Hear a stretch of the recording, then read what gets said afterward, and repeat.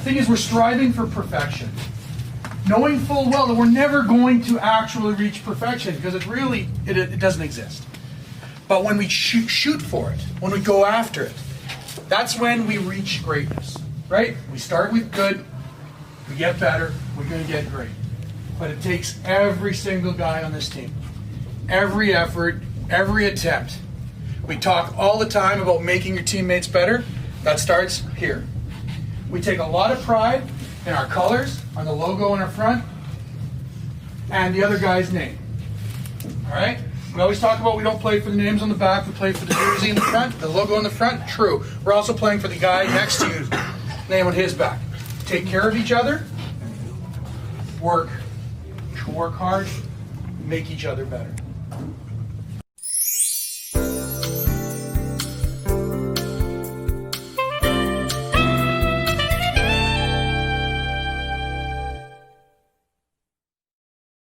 And welcome to another edition of Championship Rewind here on Coffee with Graeme with your host, Graeme Forsyth. And in today's episode, we bring you guys a very special episode here on the network. It's our final look at the 2019-2020 Béliveau Barracudas boys hockey team's championship season. And since it is the Béliveau finale, since I am a grad from Béliveau, I decided to do something a bit different with my attire today. Instead of wearing the normal flannels, the normal golf shirts, I decided to wear my crew neck, my grad wear from last year, the class of 2019. I thought since it's the Béliveau finale, might as well go all out and do something a bit different with my attire. But for the past 2 weeks, we've had a chance to talk with two great players from the Béliveau Barracudas championship team from the 2019-2020 season.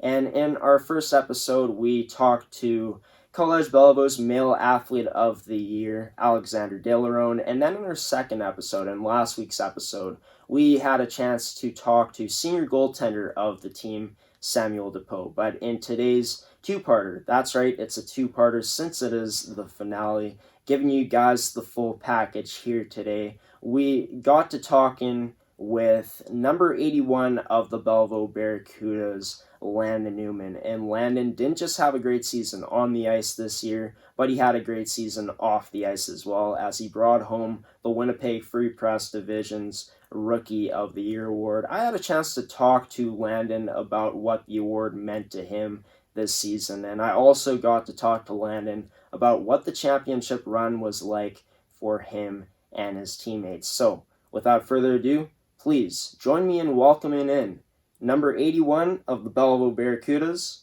Landon Newman. And the Rookie of the Year joining us here himself, Landon Newman, here on Coffee with Graeme. Landon, how's it going, buddy? Good, you? How are you? Doing pretty good today, man. Glad to have you on the show here in our finale. You guys had a heck of a season in the Winnipeg Free Press Division this year, but I just want to get into the Rookie of the Year award you won a while ago, back in June. Great achievement for you. What was the first thing going through your head when you got that nomination?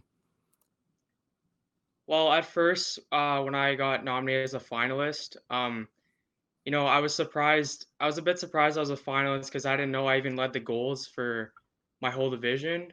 And I'm like, oh, well, I'm not so surprised after all. And then eventually, I found out I won it on a CTV interview for Sports Stars of the Week. And I'm very happy. I had a great year. And, hopefully, next year, obviously, you can have a better one for sure. Yeah, for sure. And pretty surreal. Hey, you're in the middle of doing an interview for CTV, and then boom, you get the news you're Rookie of the Year. How was that experience, getting the news when you were doing something like that? I was just didn't know what to say exactly, but I was, very happy. I was obviously really surprised when they, presented me the Rookie of the Year when I was doing the interview, but yeah, it was, amazing for sure. Yeah, awesome. And you join a group from Belleville that's won many Rookie of the Years, a program that's produced a lot of Rookie of the Years in the past number of years that Belleville has brought back their program. And those guys include Quinn, Keller, and Nick Fernandez are the most recent of the bunch. How does it feel to be among those names now in the Belleville lore of Rookie of the Years? Feels great. Those guys are very good players too when they played. And yeah, it's really cool to even have, your name on it, uh, on a, amazing trophy.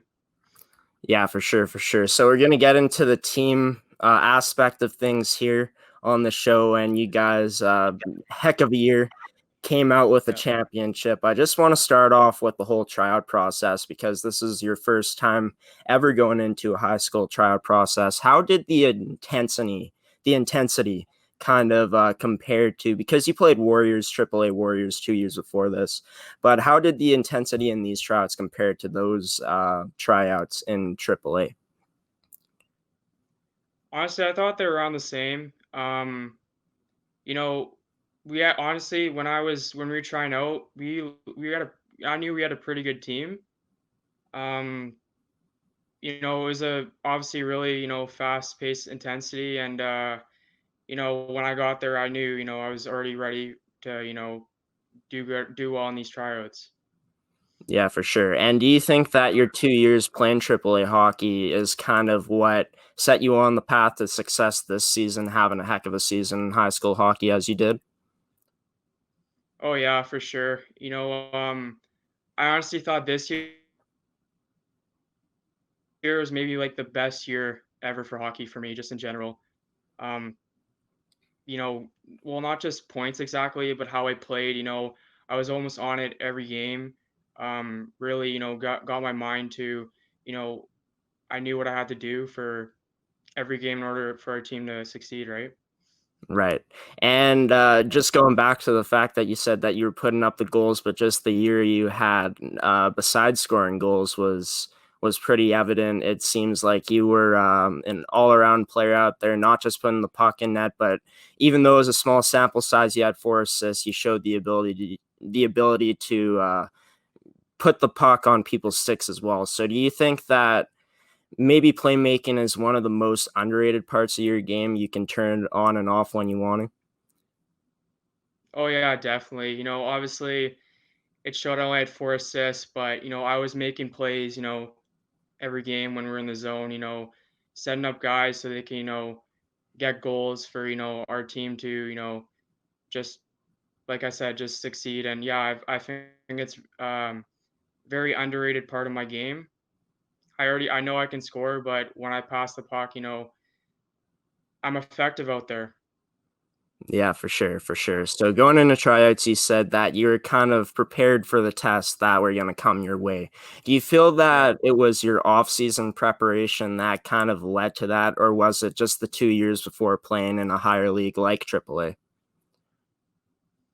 Honestly, I think it was both. That summer, I really, worked on my shot a lot. Not just wrist shot, backhanders, slap shots, snap shots, anything. I would go to, U of M when, just open rinks and just go on there. You can just shoot pucks and, just work on things, that you need to work on. And I was training a lot. I was, even going for jogs and running, I would say almost every day.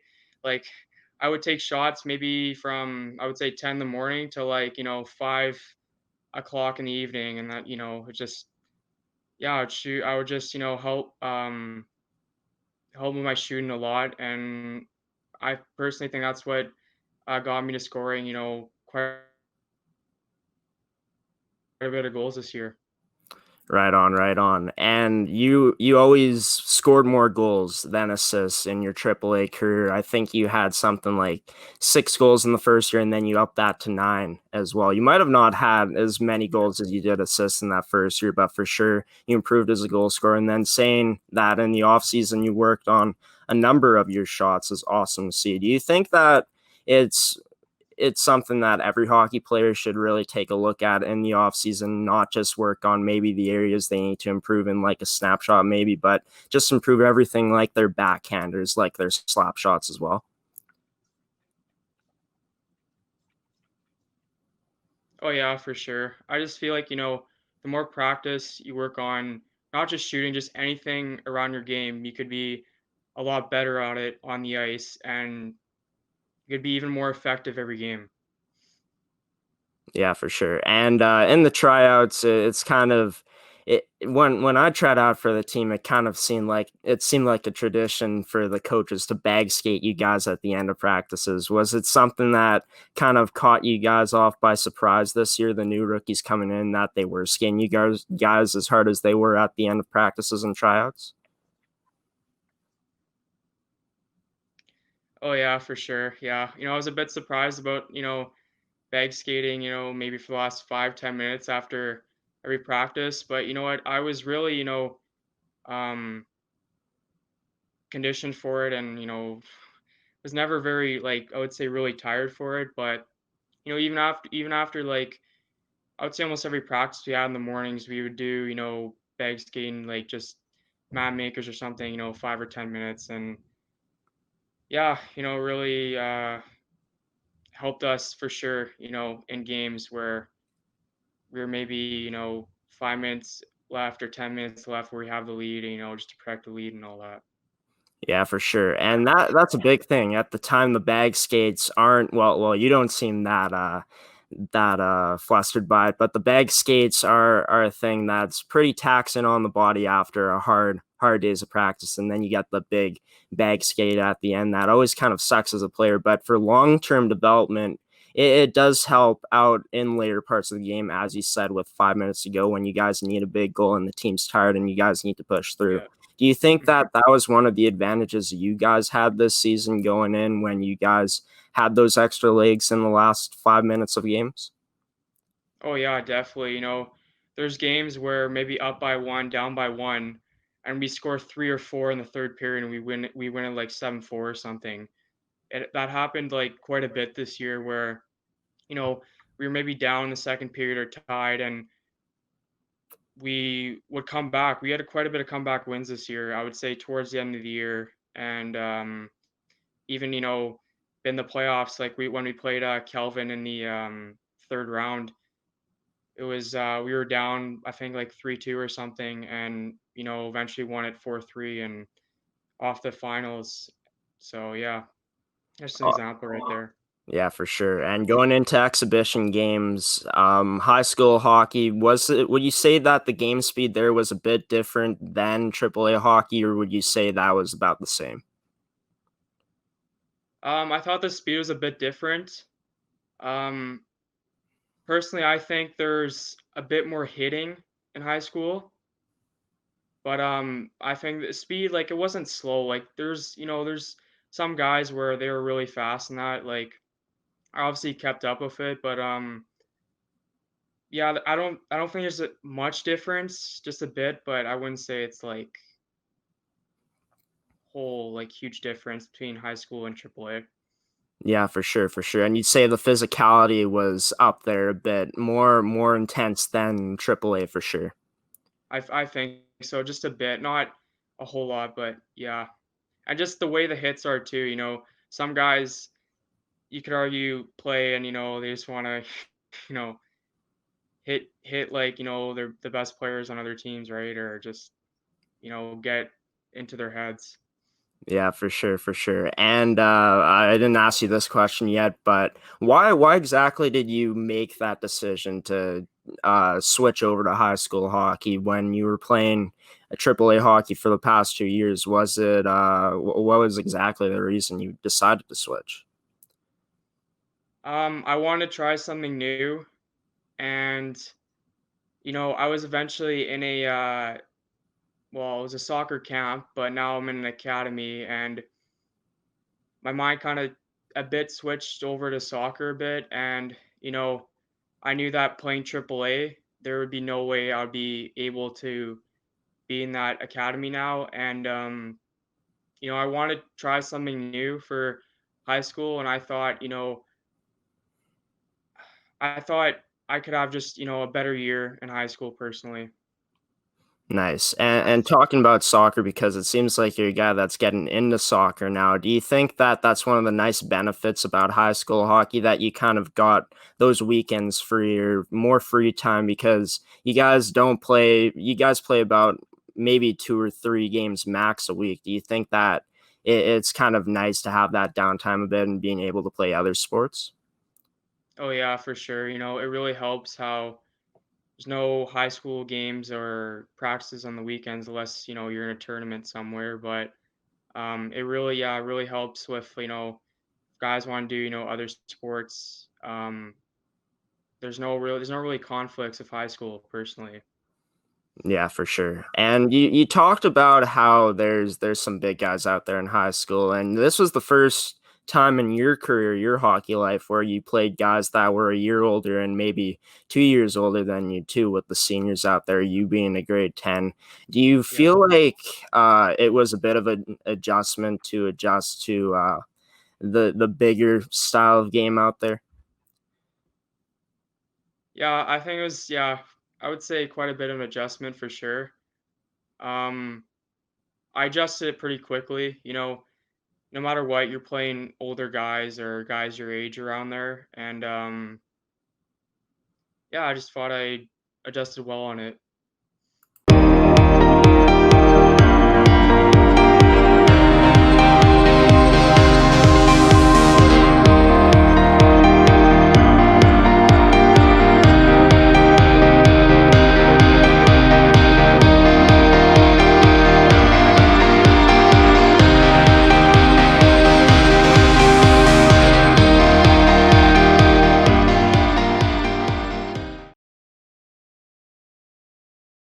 And Landon Newman, Winnipeg Free Press Division Rookie of the Year winner, joining us here on the show. Also a champion on the Collège Béliveau Barracudas boys squad for the 2019-2020 regular or championship season, the season that was last year.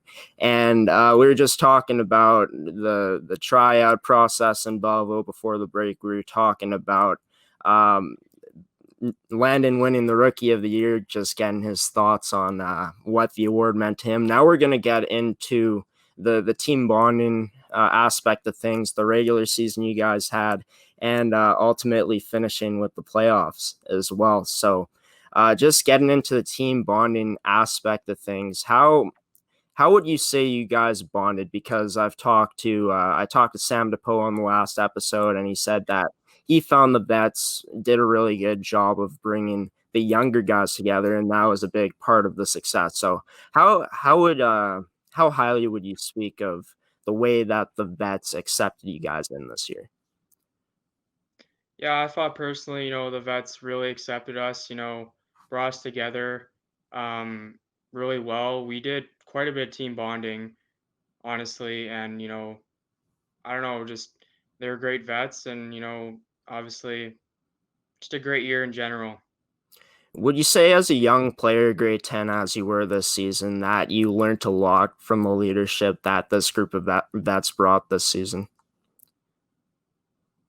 Yeah, I would say, yeah, I learned quite a bit for sure. Yeah, I've learned a lot and, even before games or just, doing team bonding stuff, after games or practices, yeah. Nice, nice. And you were a rookie this year, so being selected by, I'm not sure which vet selected you to be your vet this season, but I'm sure that it was a neat experience for you, or was it a different experience for you going through that? It was a great experience. Yeah. You know, it was well, my vet was Julian, but yeah, me and him were really good buddies for sure on the team, and I don't know, just always hung out and had fun times for sure. That's great. And Julian, being the vet he was, the leader he was on that team, how much did you learn from him with him being your mentor? Um, I've learned quite a bit with him. He's a very good guy. takes the game seriously too, like we all do. But just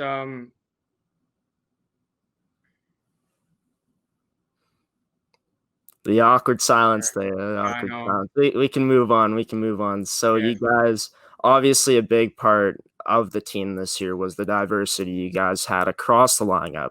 Two grade nines. I think it was the most grade tens you guys ever selected. A good bunch of grade 12s as well and grade 11s. So you guys had the returning players as well. How can you speak to the team's chemistry offensively, as that was where you played offensively on as a winger? So would you guys say that you guys gelled fairly quickly, or did it take a bit of time to kind of build that chemistry? Honestly, start of the year, we were like just getting going. Like, we won what, 5 in a row, first 5 games. And, even preseason, we did very well. Like, I thought the chemistry just, by the time we hit the ice, we were just, chemistry was really good with everyone. And, we started off the year really well. Nice. And you guys were a pretty deep team as well, too. Would you say that that was one of the biggest advantages you guys had as a team, having three lines that could score, having a solid defense, and having just stellar goaltending? Yeah. I think, we had a lot of offense for sure this year. And yeah, we were very deep, up and down the lineup. Like our bottom six was great. Sam had an amazing year. Yeah, we were just very good. I would say almost the whole year. And then the playoffs, that's when we like really jumped on it, I think. Yeah, for sure, for sure. And it was evident too because you guys came out with that championship. It was awesome to see you guys hit your stride there and in the last 8 games of the season there in the playoffs. So I just want to talk about the practices that you guys had and the systems that you learned. And I can kind of tell looking at your stat line that you're where you've played to that you got a pretty high sports IQ, at least hockey IQ. Yeah. As it looks like it. Would you say that it took a bit of time to learn the systems, or would you say your natural ability kind of made you a fast learner out there learning those systems that Belleville offered? Um, I honestly learned the systems pretty quick. How our breakouts were. What are we doing in the offensive zone? Our forecheck system. I've done, I would say, quite a bit of those systems when I was playing, triple A, double A. So I learned it really fast, and I knew what our systems were. Nice, and that's the thing about Belleville is that their systems. The coaches always preached how they simplify their systems for sure. And with you coming in already kind of knowing the system, it was a big Yeah. advantage for you, I'm sure. Oh yeah, for sure. Yeah, definitely a huge advantage. Yeah. Nice. So moving into the regular season, you guys going into your first season opener in high school history for sure in your high school career, and there's a lot of anticipation, I'm assuming. So, going into that season opener, what was the mindset like as a team going in? Just to work hard, play hard out there, and just obviously have a bit of fun. But going in there, it was a bit different for me because I can tell the game was a bit different than when I was playing triple A or double A. Um, yeah, I mean, we won 2-1. It was a hard battle. Yeah, I just thought we played well, and I really thought after that we were. I feel like almost every game we were more confident in ourselves personally. Yeah, for sure. And coming out with that 2-1 win, a close win, but you guys got some stellar goaltending. The offense didn't wake up as Yep, much as it did in the second game when you guys yep. took down Leo Remillard in your home opener in front of a big Mhm. crowd there at the Cuda tank, 5-0. You scored a goal and an assist in that game. What would you say Yeah. that the area of your game was the most effective in scoring your first goal and getting your first assist?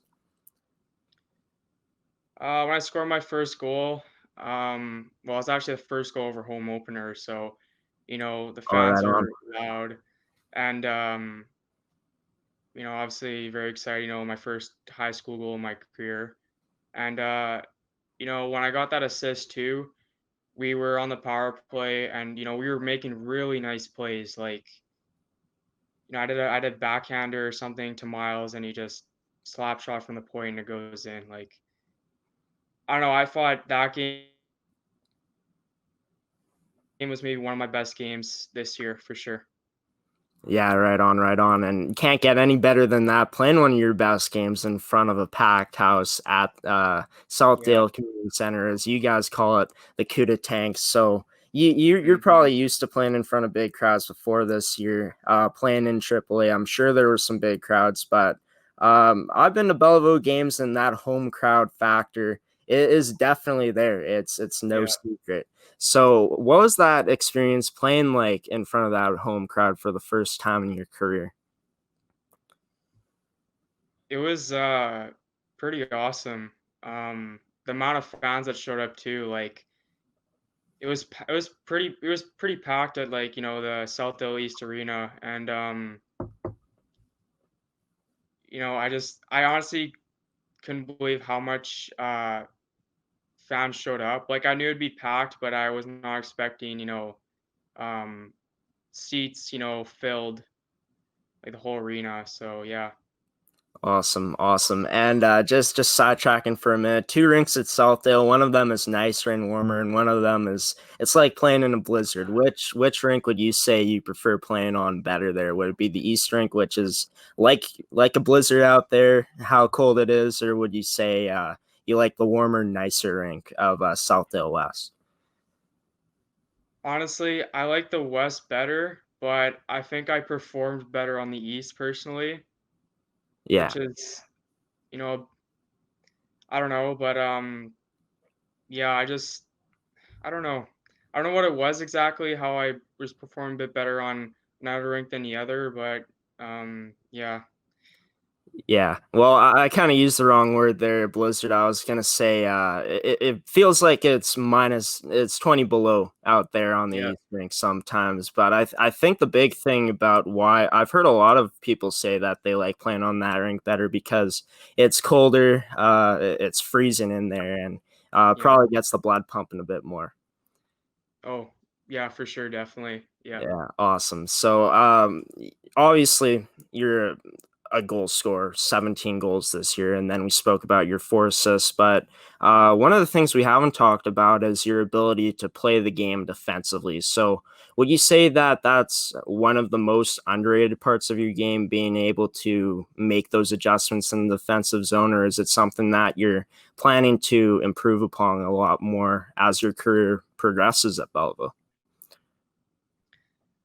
I think my defensive game is very underrated. I was pretty good at it, I would say the whole year.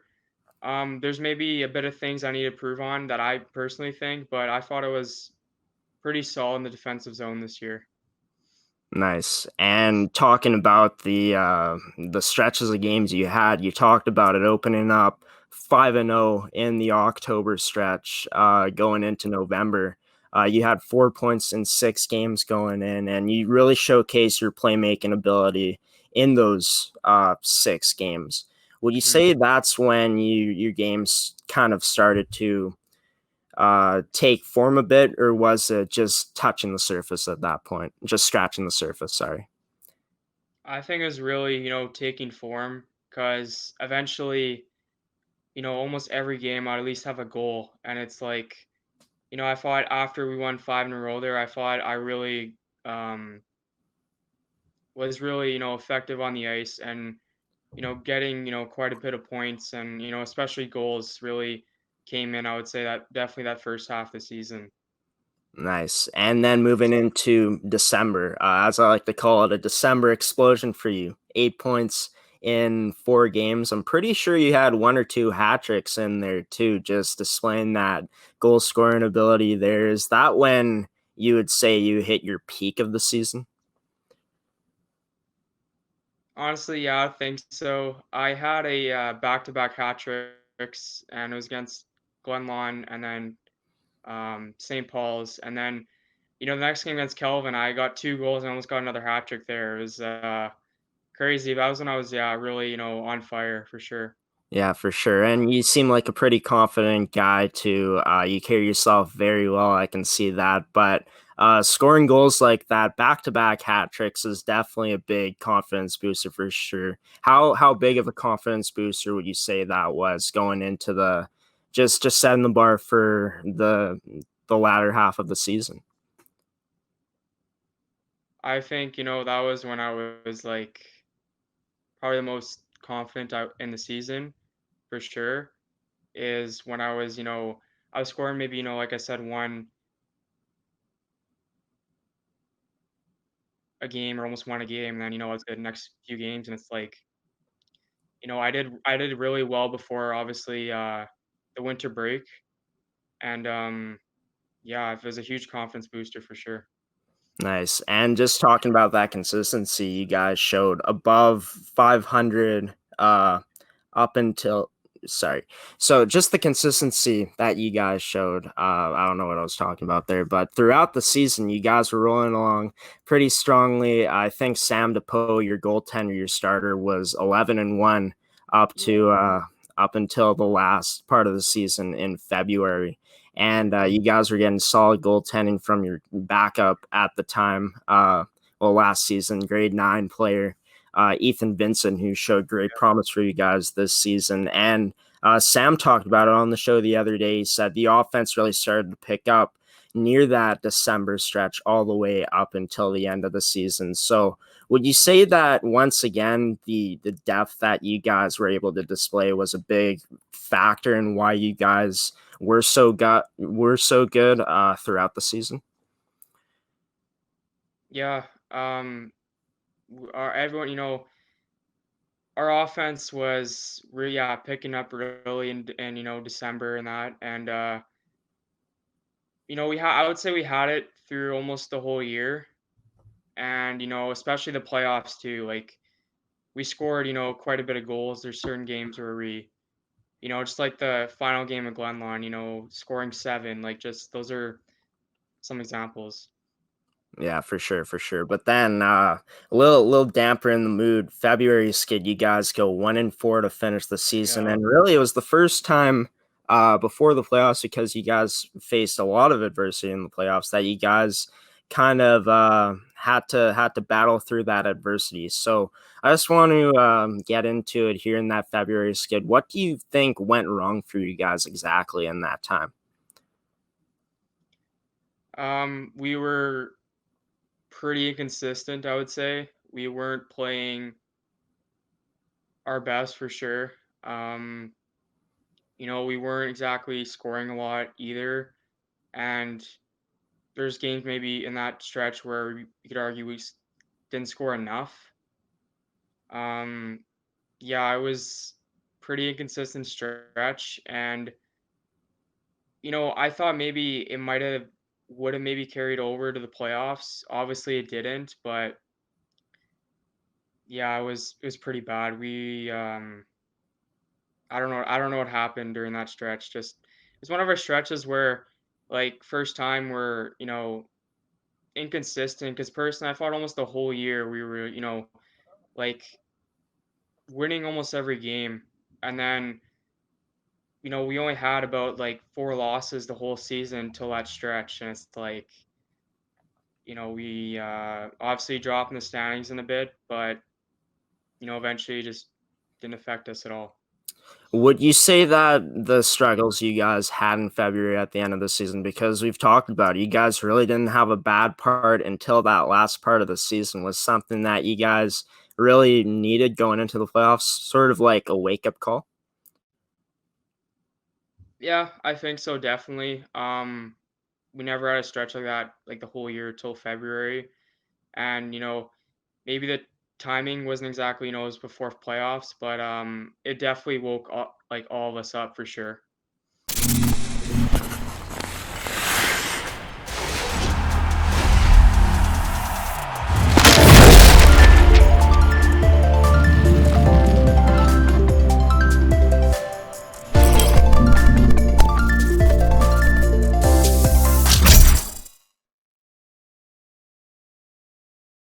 Graeme Forsyth back here on Championship Rewind on Coffee with Graeme, presented by Amateur Sports TV. Here with Landon Newman. You already know what it is. Winnipeg Free Press Division, Rookie of the Year winner this year, and a Béliveau champion. Yes, they're champions for the first time in school history. Before the break, we were talking about their regular season, the consistency they showed, and then the struggles going in to the playoffs, and they did find their game. As you could see, they came out with a championship, and we're going to talk playoffs right now, actually. So going into that first round, you guys went into the playoffs struggling, of course, 1-4 in February, in to finish the season. So it was a February skid, but then you guys faced, I think, a 13th seed in the playoffs in the first round.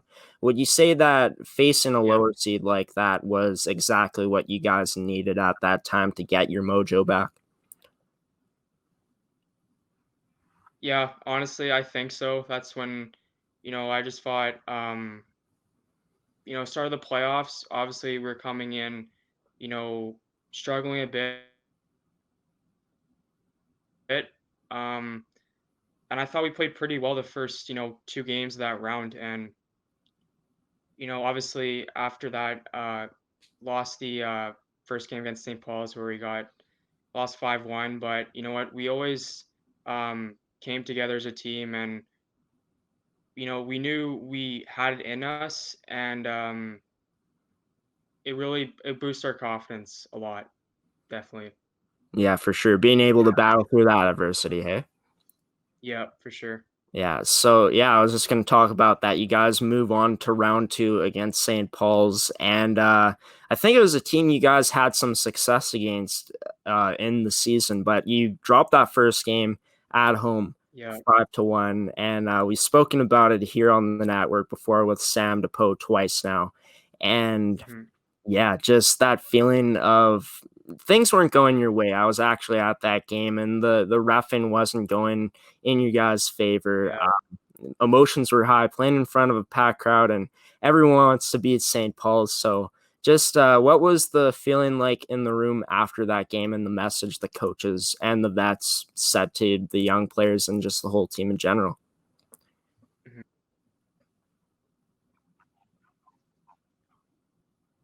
Yeah, obviously that game, it did kind of wake us up again.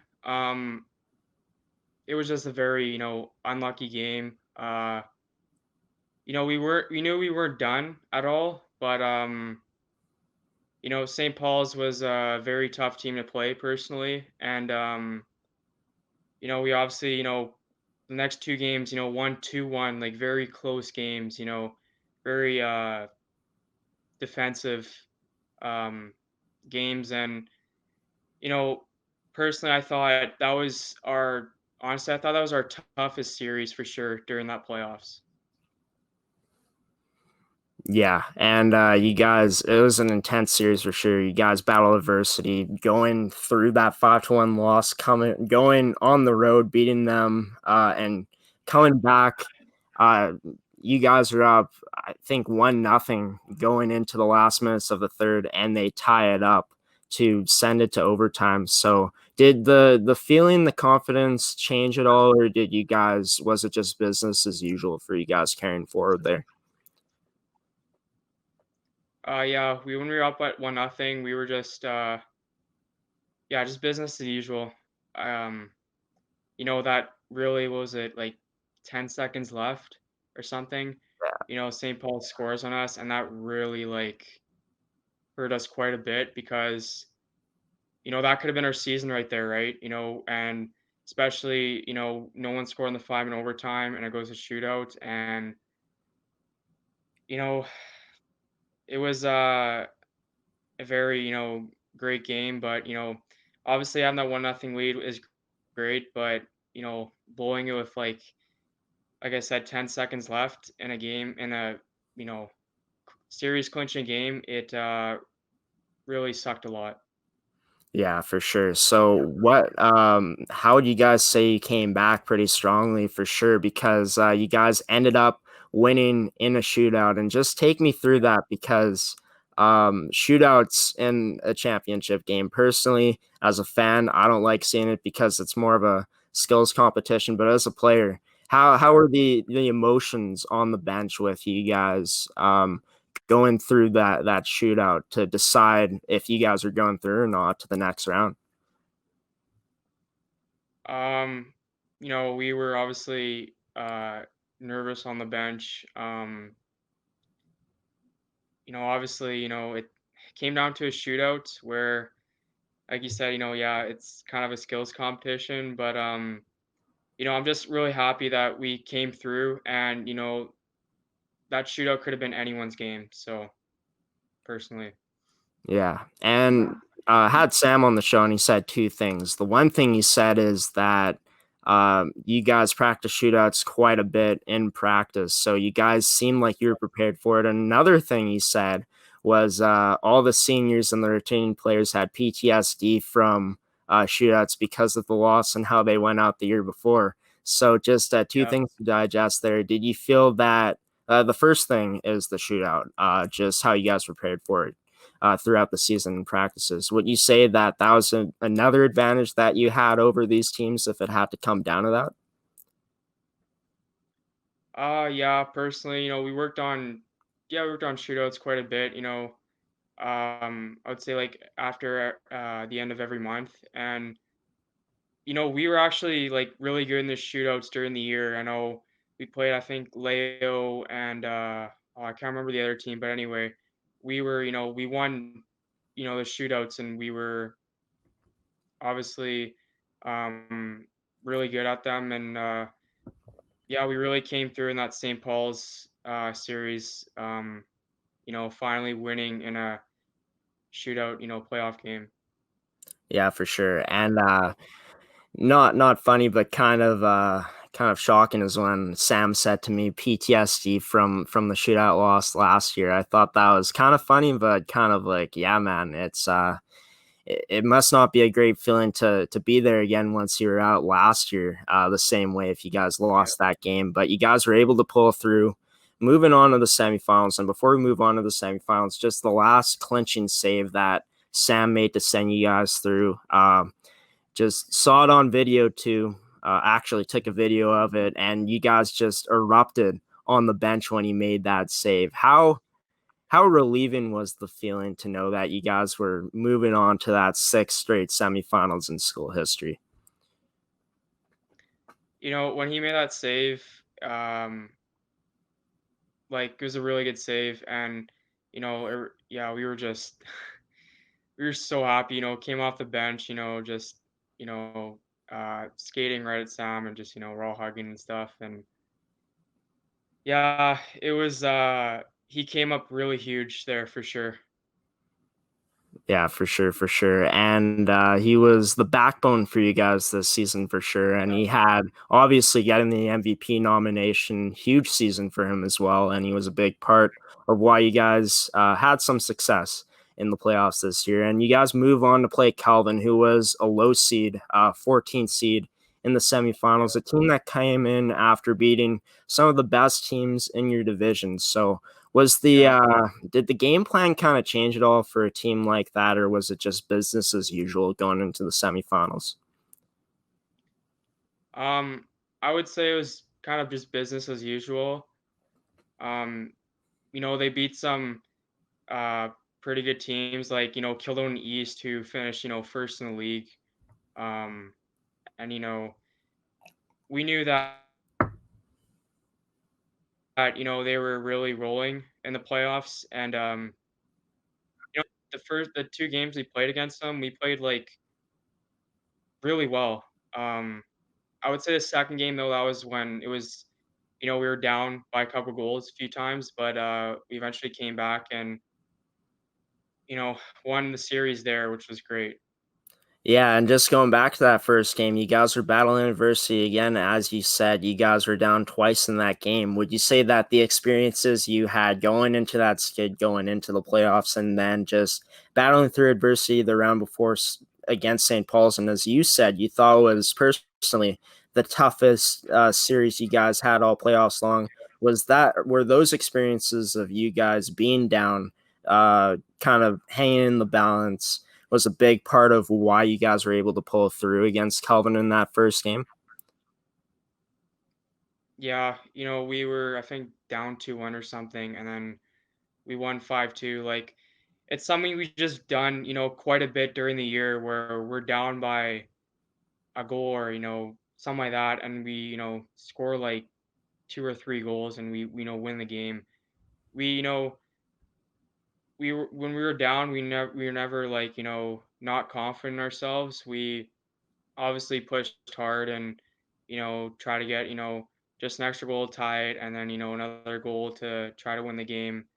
And it all came through and obviously it succeeded very well for us. And then you guys go in on the road and finish the series off to make it to the first finals in school history. Just what's that feeling like being part of the first squad in boys hockey program history at Collège Béliveau? The years of that team making it to 5 straight semifinals before the season, not being able to get it done. You guys were the team that were able to get it done with how young you guys were. How much of an accomplishment was that? Was it really an expectation you guys had as a group going into the year? Um, Personally, I thought into the year I didn't know what were our expectations were exactly. Like personally, I thought we had a pretty good team. I just didn't know how, far we'd go or anything like that. But we knew Glenlawn was pretty good. They score a lot of goals, kind of like us, and obviously, coming through, the finals, that game one, we really gave it away personally. Um, but then, next 2 games, we really, stepped up. And I specifically, really stepped up, I would say, in the second game where I had a huge goal in the power play and, an empty netter. And, no matter what, in all our playoffs, there's always a guy on our team that just came up huge. And so did our whole team in almost any game, I would say. That's great. That's great. And just going back to that point about depth, you guys were so deep, had 3 lines that could score. All 4 lines were great for you guys, the defense and then the goaltending as well. So going into the championship series, you talked about how Glenlawn was a high-powered offensive team, and they had some guys that could put that puck in the net. Connor Davis, one of those guys. Was there extra preparation going into that championship series, or once again, as all season long, was it business as usual?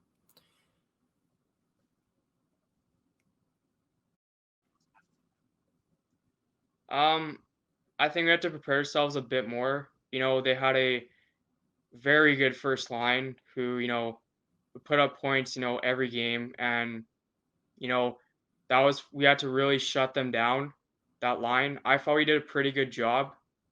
There's maybe at times where, I would say maybe more the start of the series where, they had some really good, scoring opportunities and at times um, they would capitalize on them. But, I thought towards, every game of the series, I thought we just shut that line down, I would say, more and more and just a lot better personally. Yeah, for sure. And just moving into the game 2 game, you talked about how you came up big for that team. Yeah. Is that obviously every athlete wants to have that ability to be clutch, but is that something that you've always had in your bag, being able to be clutch, pulling your teams out of situations, or is it something that you discovered this year in that game too? I wouldn't say I'm clutch all the time, but I would say more of something that's I discovered for sure. Um, I didn't really have, well, there's some moments where maybe, I score late in the game and we have a lead and it's like 3 minutes left or something. I know one against Pinawa and I don't remember they eventually tied it and we won in overtime, but you know, I would say maybe besides that, I mean, there was a time, playing Stanford, I tied it up 1-1. We went to OT and won that too. But yeah, I thought really this game, I was definitely the most clutch, probably of the whole year. Yeah, for sure. So going into that game 3 championship game in the series, everything is on the line against Yeah, Glenlaw, and it was a pretty hectic game 3, and the crowd, I'm assuming, was one of the most electrifying things you've ever seen and played against in your hockey career. So yeah. just that whole experience of playing in that final game, a game 3 to win the championship for your school. It's something that every hockey player dreams of. How great of an experience was that for you guys?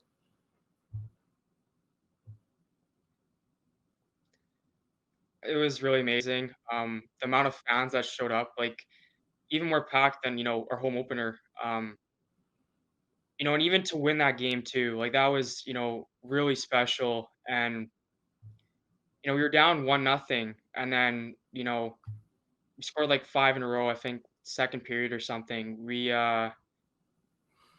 I don't know. It was amazing to win that game, and especially in front of all of our great fans. And yeah, just amazing experience for sure. Yeah, awesome. And your first season in Belleville, winning a championship, winning Rookie of the Year. So it's kind of obvious, but could you have seen it? Could you envision it of going any better than it did this year? Definitely not. No. I just had, our team had a great year all around, and so did I. Obviously, winning the championship in the first year, I'm playing for Belleville was awesome, and especially winning Rookie of the Year, for having, I would say, a pretty good year for a first year player. Um, yeah, it was just all around amazing. Awesome. And before I send you off here, you've got 2 more years playing for this school if you decide to. No matter where you take your talents, you're going to do great. But I'm assuming that it is the plan to play Belleville for the next 2 years and finish off your minor career here. Oh yeah, definitely. Playing there next year, playing their year after. Yeah, finishing the last 2 years for sure with the Cudas. That's awesome. That's awesome to hear. And even though you guys are losing a fantastic group of veterans, grade 12 players, Yeah. you guys have a lot of guys coming back, and you guys, you're going to be pretty deep again going into this season. You Mhm. guys got a bunch of returning players back. Yeah. For you personally, would you say that you have a specific goal in mind going into next training camp this off season? Is there a part in your game that you're planning to work on going into camp next year? Yeah, I would say, just obviously working on shooting again, but my playmaking, I want to definitely get my assist up for next year. And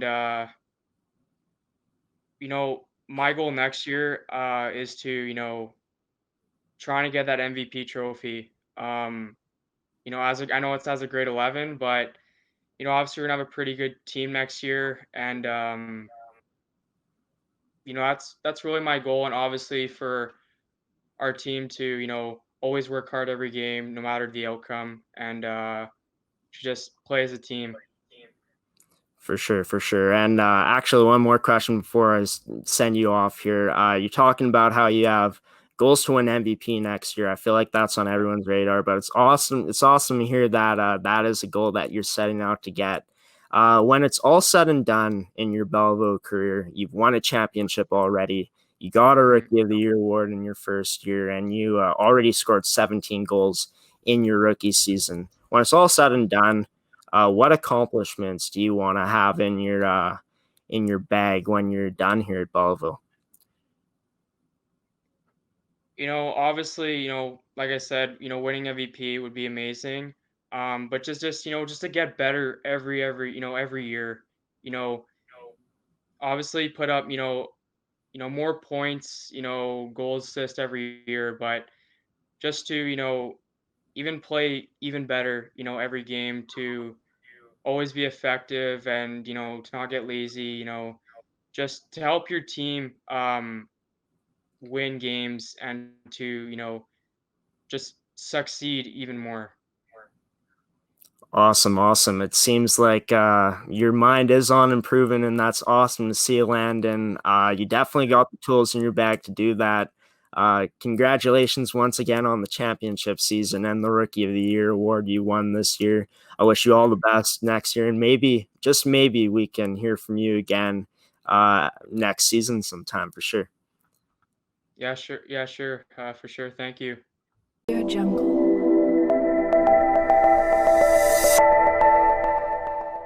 Audio Jungle.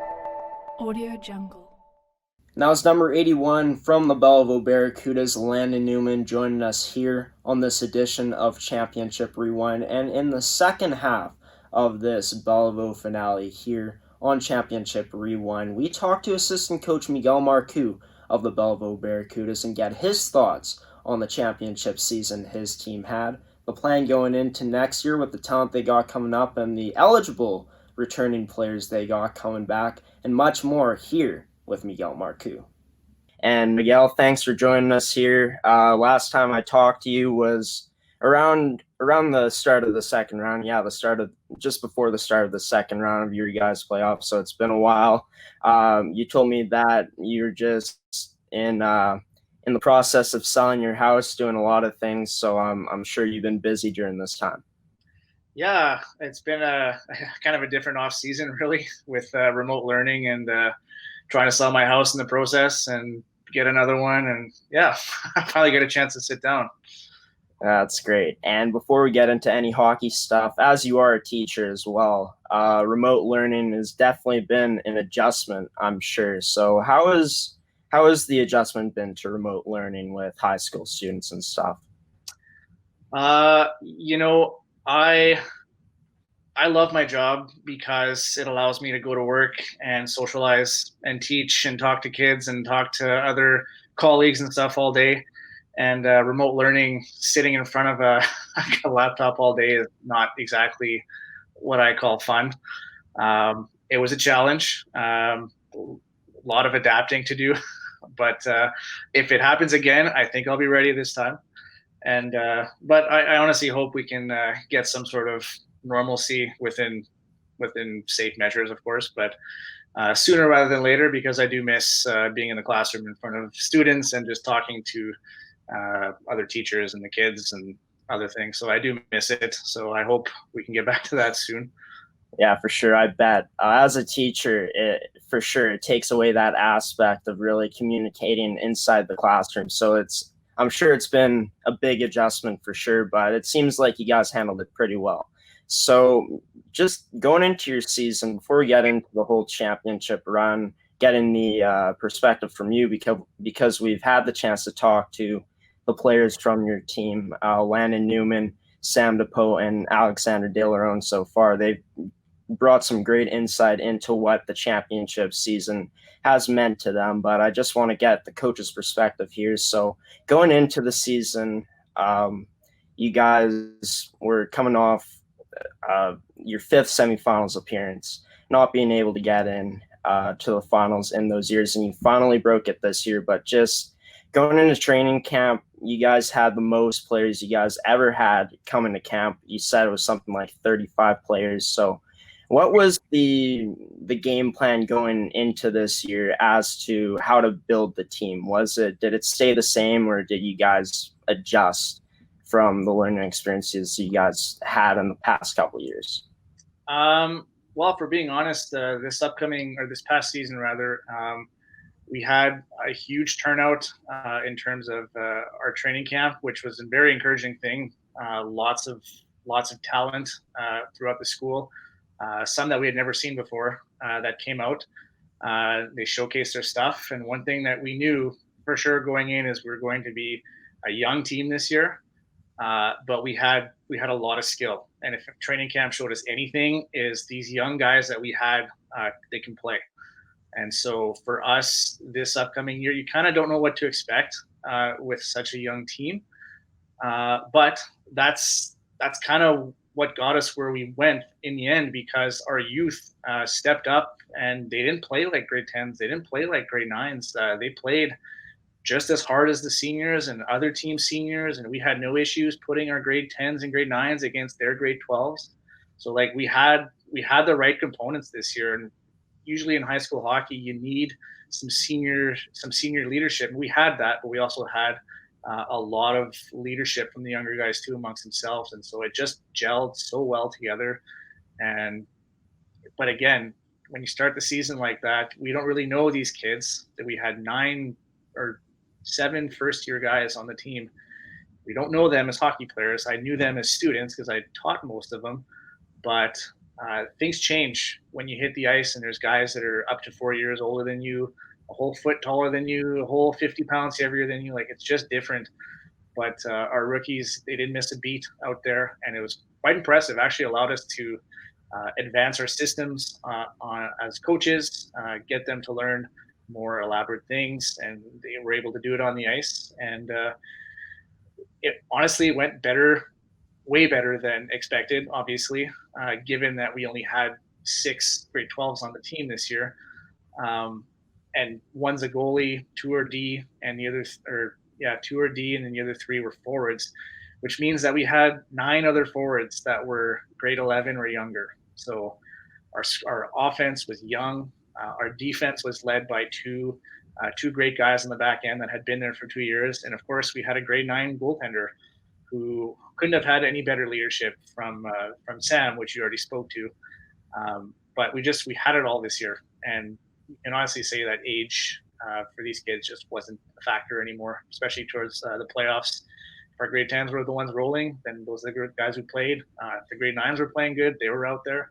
It wasn't so much of a pecking order. It was just we're a team now, and that's what we got, and that's what happened.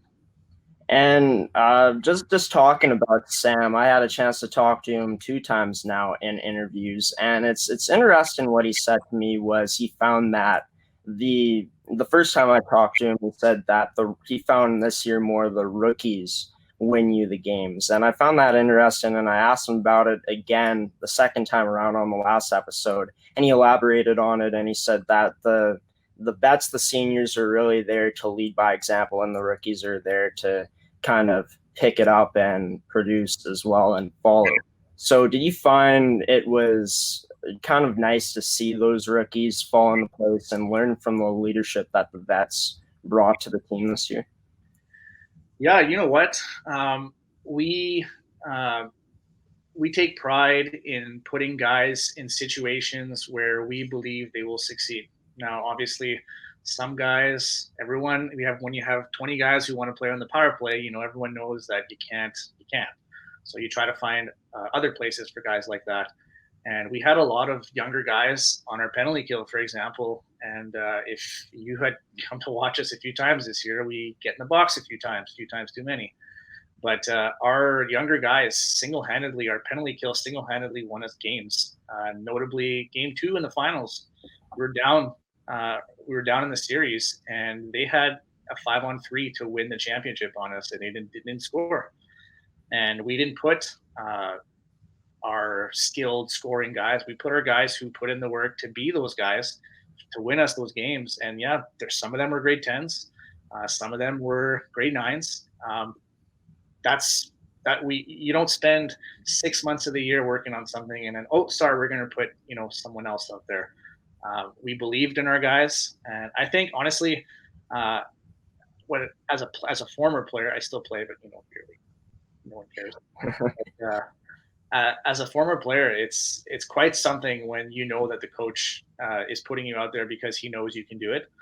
And so I think that we instilled that in our guys. Like, yeah, some guys even turn around and you give them the shoulder tap, yeah, and then they kind of turn around like, me? Like, yeah, you're going to be the guy that's going to do this. And when the whole team gets behind that, like, yeah, let's go, and they hype each other up. And honestly, like, it didn't matter who it was. Rookies, seniors, like, you're my guy, and everyone gets behind it, and that's how we went. And Coach, looking at your roster coming into this season, you guys had that experience on the defensive end, and you guys had three or two players that came over from Churchill High School that played grade 9 hockey on that all grade 9 team, and then they came in to your program this year. So we knew looking on paper, and you guys knew that defense would be your strong point. Your goaltending was phenomenal, but just looking at the offense, you guys had so much potential and upside there, and it really paid off for you guys in the end because you guys finished top 3 in scoring with 86 goals. So looking at the offense from start to finish, did it take a bit of time for that group to gel up front, or did they start off flying right off the bat?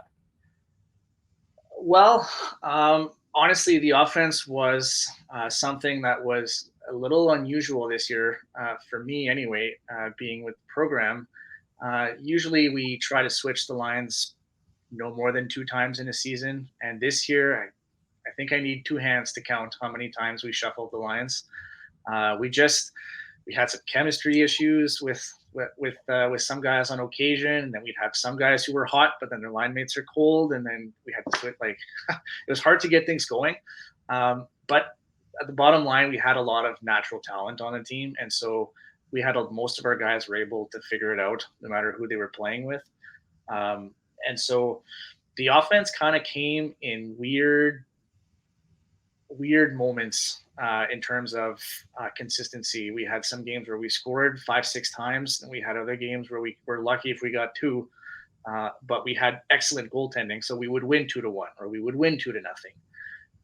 And we told our offense so many times this year that we can't rely on the goalie to win us every single game, or we can't rely on the defense to shut them down and allow you guys to get 1 so we could win 1-0, And so a lot of the forwards came on the ice with me at 6:30 on morning practice days, and we worked on stuff. We worked on pucks to the net. We worked on driving the net, just little things like that, just to fine tune their game. We worked on line chemistry, and honestly, when the game before the playoffs, when we said, "Okay, guys, these are the lines. We're gonna live or die with this." In our heads, it's like, please figure it out. Yeah. It came together. It just came together, and we had 4 lines that all scored goals throughout the playoffs, which, when your scoring is so spread out like that, it's hard to key on any particular line, because if you do, then another line will just do the same thing.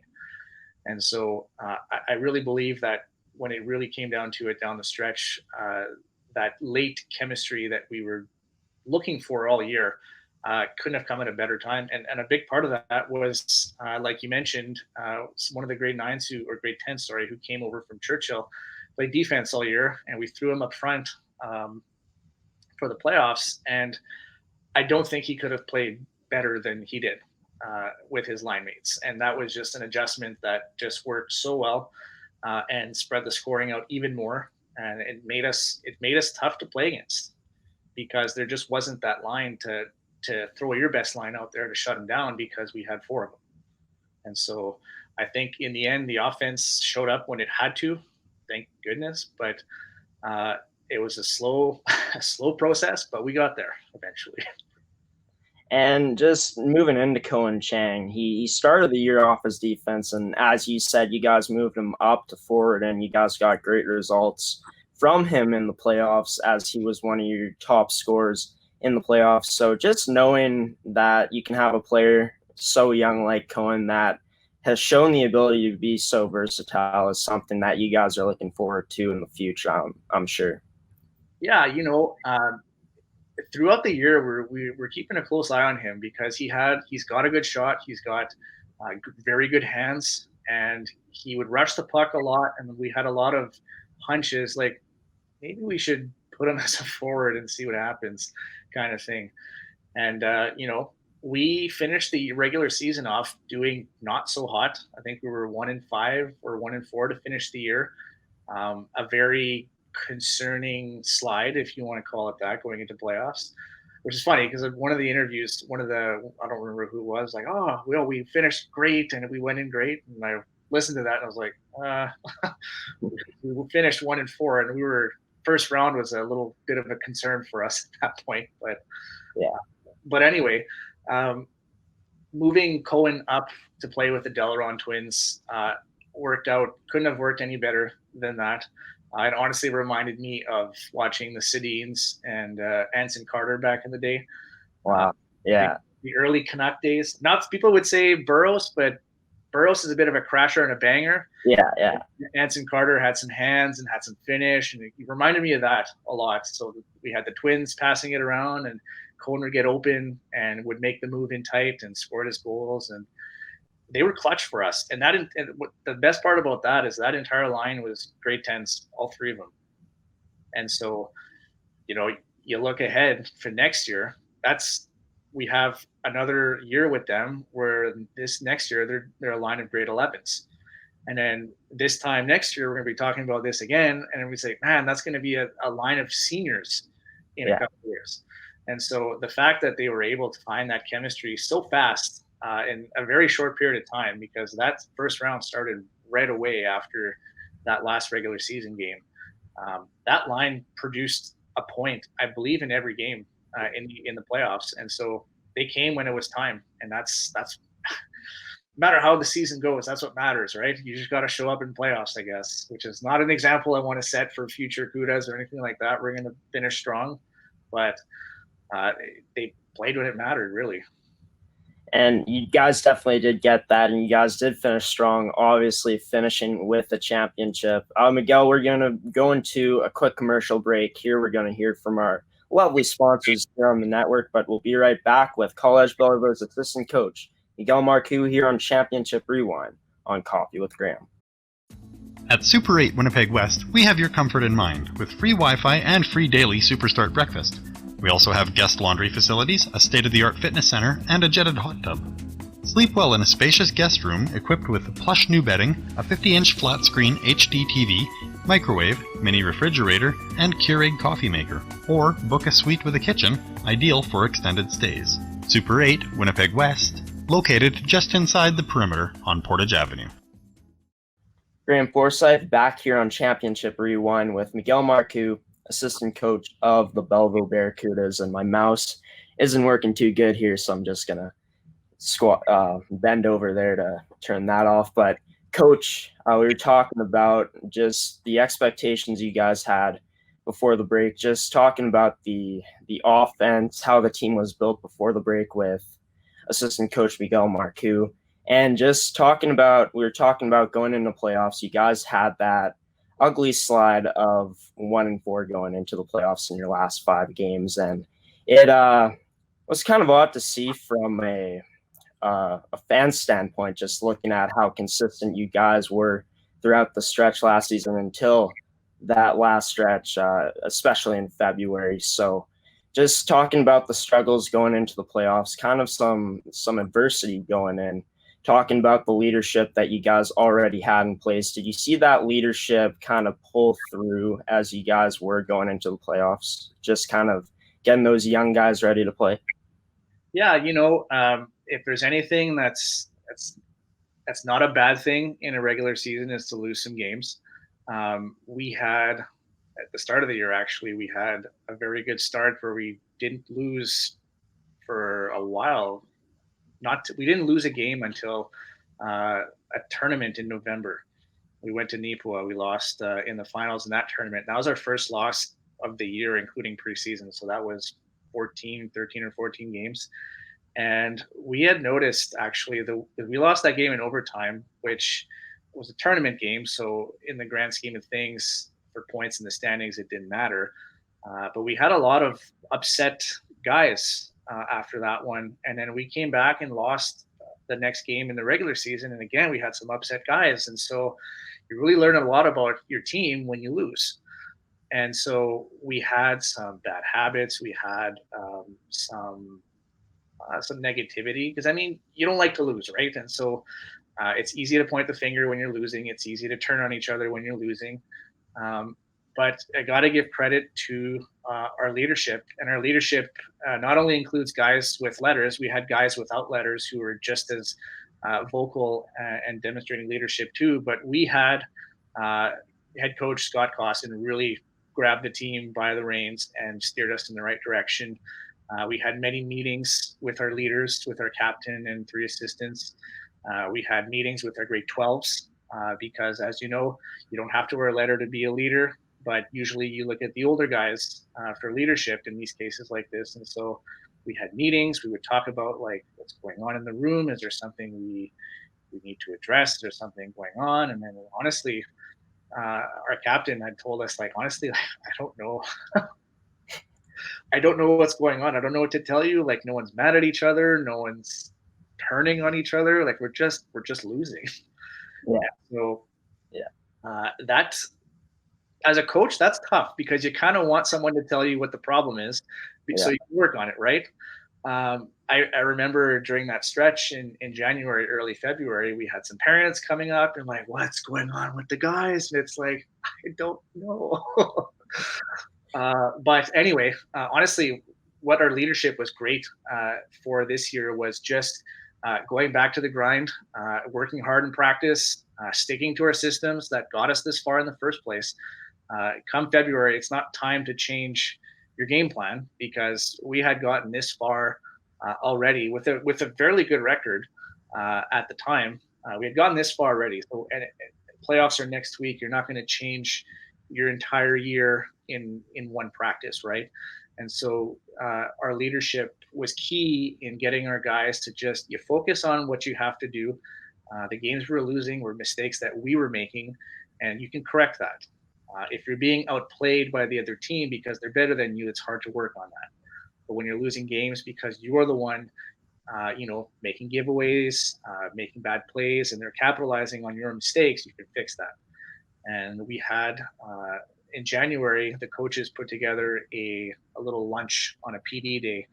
And so we went and played dodgeball in the gym, where we can allow them to throw some balls at each other, get a little bit of the rage out. Hit the guy you want to hit as hard as you can. It's all good. And then we had a good video session and analyzed one of the games where we got blown out. I think it was 7-2 or something against KE. And we broke it down and we watched ourselves. And it's totally different when you're watching yourself play. Like, whoa, I'm bad there, And so all those things we're drawing up and talking about, when you get to show them, you're like, hey, do you see what I mean? It's like, oh yeah, like that guy's pretty wide open. Yep. And that's why he scored 4 times that game, which is true. The one guy who had 4 goals in that particular game, because the same thing kept happening. And I mean, good for him for being smart enough to see that play, right? But anyway, our leadership was very good in keeping our guys in line and just reminding them that what we had been working on, it works. Staying focused in the game, minimize your mistakes, because we are the better team most of the time. It's just that when you allow teams to stay in games, that's when you lose. So it's all about trying to pull away when it's time to pull away and keep it that way, So kudos to our grade 12s, our captain, 3 assistants, the coaching staff, all of us. It was important for us to keep everyone in line, because we were just too good to just watch this year go to waste. We had too much talent to just do nothing about it. And so I think it was a valuable lesson for those guys. Losing, you learn a lot when you lose. And I'll say that over and over again. Not that I want to lose all the time, but you learn a lot when you correct why you've been losing. If you're able to figure that out, then you will be unstoppable. That's what happened in the playoffs. That's great. And just kind of funny that dodgeball, you forget that it's a game where it can be therapeutic, especially for a bunch of teenage boys too. They had a lot of pent up anger, I'm sure, from losing for sure. So going into the playoffs, you guys start off with a big first round series against West Kildonan, sweeping them 2-0, and then that sets up the good old matchup with St. Paul's in the second round. And man, what a matchup that was for you guys. But it didn't start off the best. You guys dropped that first game. There were some reffing issues. Just the puck wasn't bouncing your way in that game. So as a coaching staff, seeing your team get unlucky like that, the reffing wasn't going your way, just it was a bad day for you guys. Going into the room after that game, was there a message that you guys had to the players? Yeah, actually, that game was a very strange one. We actually didn't play 5-1 loss bad. Actually, I thought we played fairly well. They had some weird bounces go in, and that's just the way that game went. Whether the reffing was what it was, but the reffing's not why we lost that game, and the reffing's not why you lose any game. If the reffing is the reason why you get to that point, then you're not playing that well, right?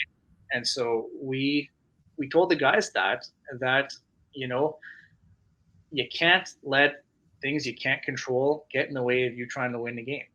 And so if you watch St. Paul's play over the years, that the head coach of that team runs an excellent system from front to back, and they play to that system very tightly. And so getting our guys focused for that game too was everything, because we had to. And if we didn't, then they were going to beat us 6-1 this time, because they're going to play like they did in the previous game, because they always play that way. That's the way they're coached, and that's the way their systems are, which is it's run and gun. It's tight. It's a tough forecheck. They break out very nicely, and they've got a deadly power play, so you can't take penalties on them. And so for us, we told them, if we're going to have any shot of coming back in game 2, then that's what we have to do. And it was interesting because we lost that game, but the feeling in the room was not so much a 5-1 loss. It was more so like, oh, that was unlucky, but we got the next one, which was, for us as a coaching staff, was a little surprising to hear that from our guys, that they weren't worried about it. But I guess it's a good kind of confidence, I guess. You want that, right? You don't want your guys thinking it's over the next game, right? And so we were kind of taken aback by that, and actually kind of impressed with the maturity of our guys that showed that and said that. Now, there were some guys who were upset that we lost, obviously, because we had a full house and we got blown out 5-1. So obviously the feel at school was like, well, I guess Wednesday is the last game. Hey, guys. And then you're trying to tell the guys like to stay focused, and like, no, it's honestly, it's so cliche, but it's one game at a time. And you have to win the next game. That's what it comes down to. It doesn't matter what happened yesterday, doesn't matter what happens today, but tomorrow you have to win that game, and that's it. And we came out and we actually played a very similar game to them. They came out and they did their usual shutdown. It's a very opportunistic team. And so they wait for you to make the mistake. And when you do make the mistake, they score 9 times out of 10. And we started that game with a bad giveaway, and they scored on a breakaway in the first period. And we were down 1-0 for a large part of the game. And so we were able to come back and tie it and then eventually score the winner. And when we won that game, a lot of the guys just had that feeling of like, wow, like that, we worked hard for that one. We can do that again. And so we were just able to use that confidence in game 2 win, and game 3, as nerve-wracking as it was, it the whole time. Except when I scored that goal in the last minute of the third, that was a little like, oh crap. But, we had the guys. There was no doubt in my mind we were going to win that game. I didn't expect to do it in a shootout, but into the shootout, when you have Sam in net, we weren't really concerned about that. We knew we had goaltending. Just scored just one, and that.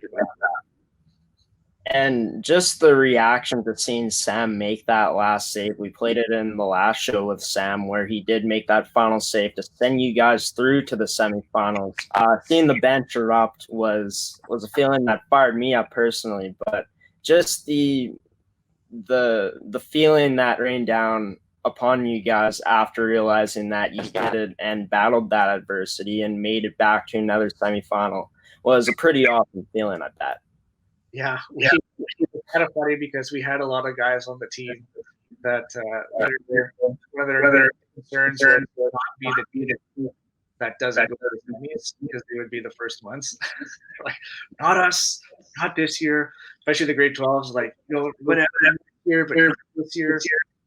But it was honestly, I will say I do like the fact that games are decided in shootouts. I don't think a skills competition is the way to decide a game. Yeah. That being said, you feel a lot about it when you have the best skill in terms of your goalie.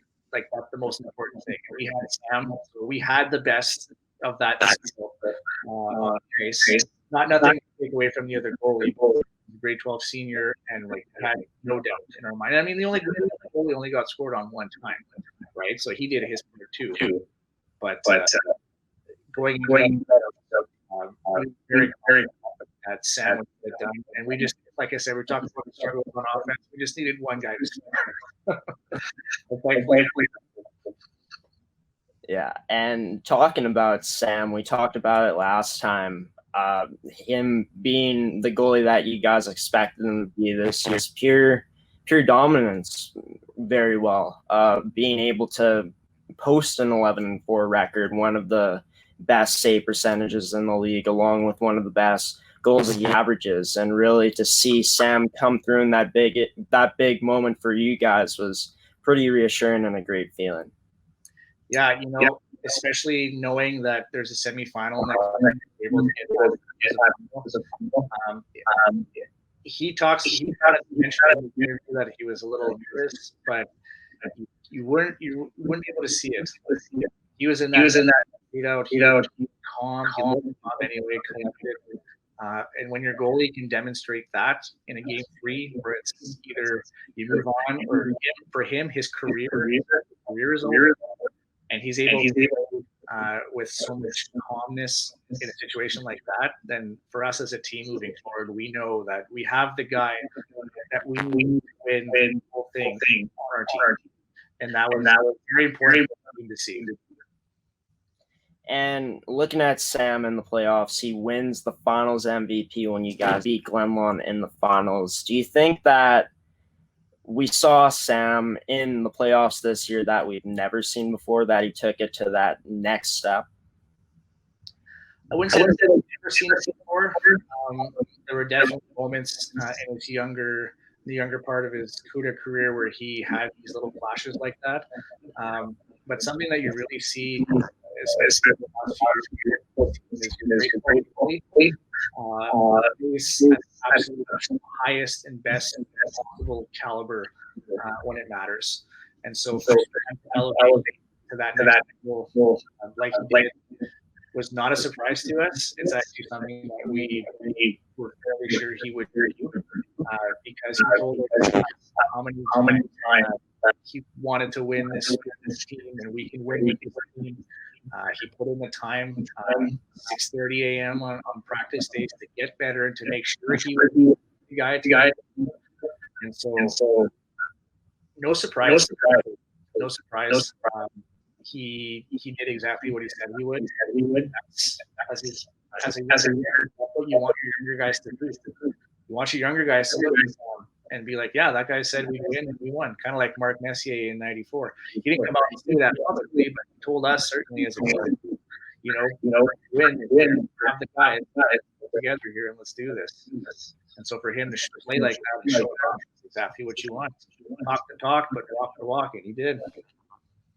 Yeah, and Sam really had one of the most impressive seasons that I've seen in net, and just being able to watch him play live was very entertaining. I watched him in his grade 11 year when you guys played CPET in the semifinals, and one of the best young goaltending performance I've ever seen by a player in any sport. It was very impressive to see. So you guys make it to your 6th straight semifinals, battle through all the adversity against St. Paul's in that grueling second round series, and you guys face off against a team that wasn't really expected by anyone to be there on paper as the 14th seed.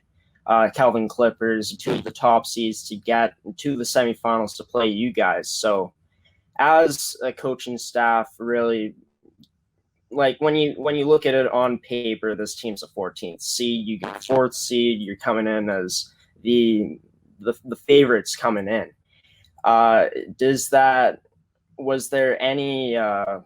Sorry, I'm just stuttering my words here. But was there different mindset coming in, or did you guys treat them the same way as you guys treat any opponent? Honestly, we treated them with more respect, more than anyone. Because when you look at it on paper, that's when you're losing games, right? That's when you get overconfident, and that's when you get yourself in trouble. So we made sure to tell our guys that it's not the first team. And second game. So really, that's the team you need to watch out for, right? Because in theory, we'd be next. Fine. They took out the best and they had incredible youngsters on that team, and you can't sleep on them because they will get it to 2 other teams. So who says that?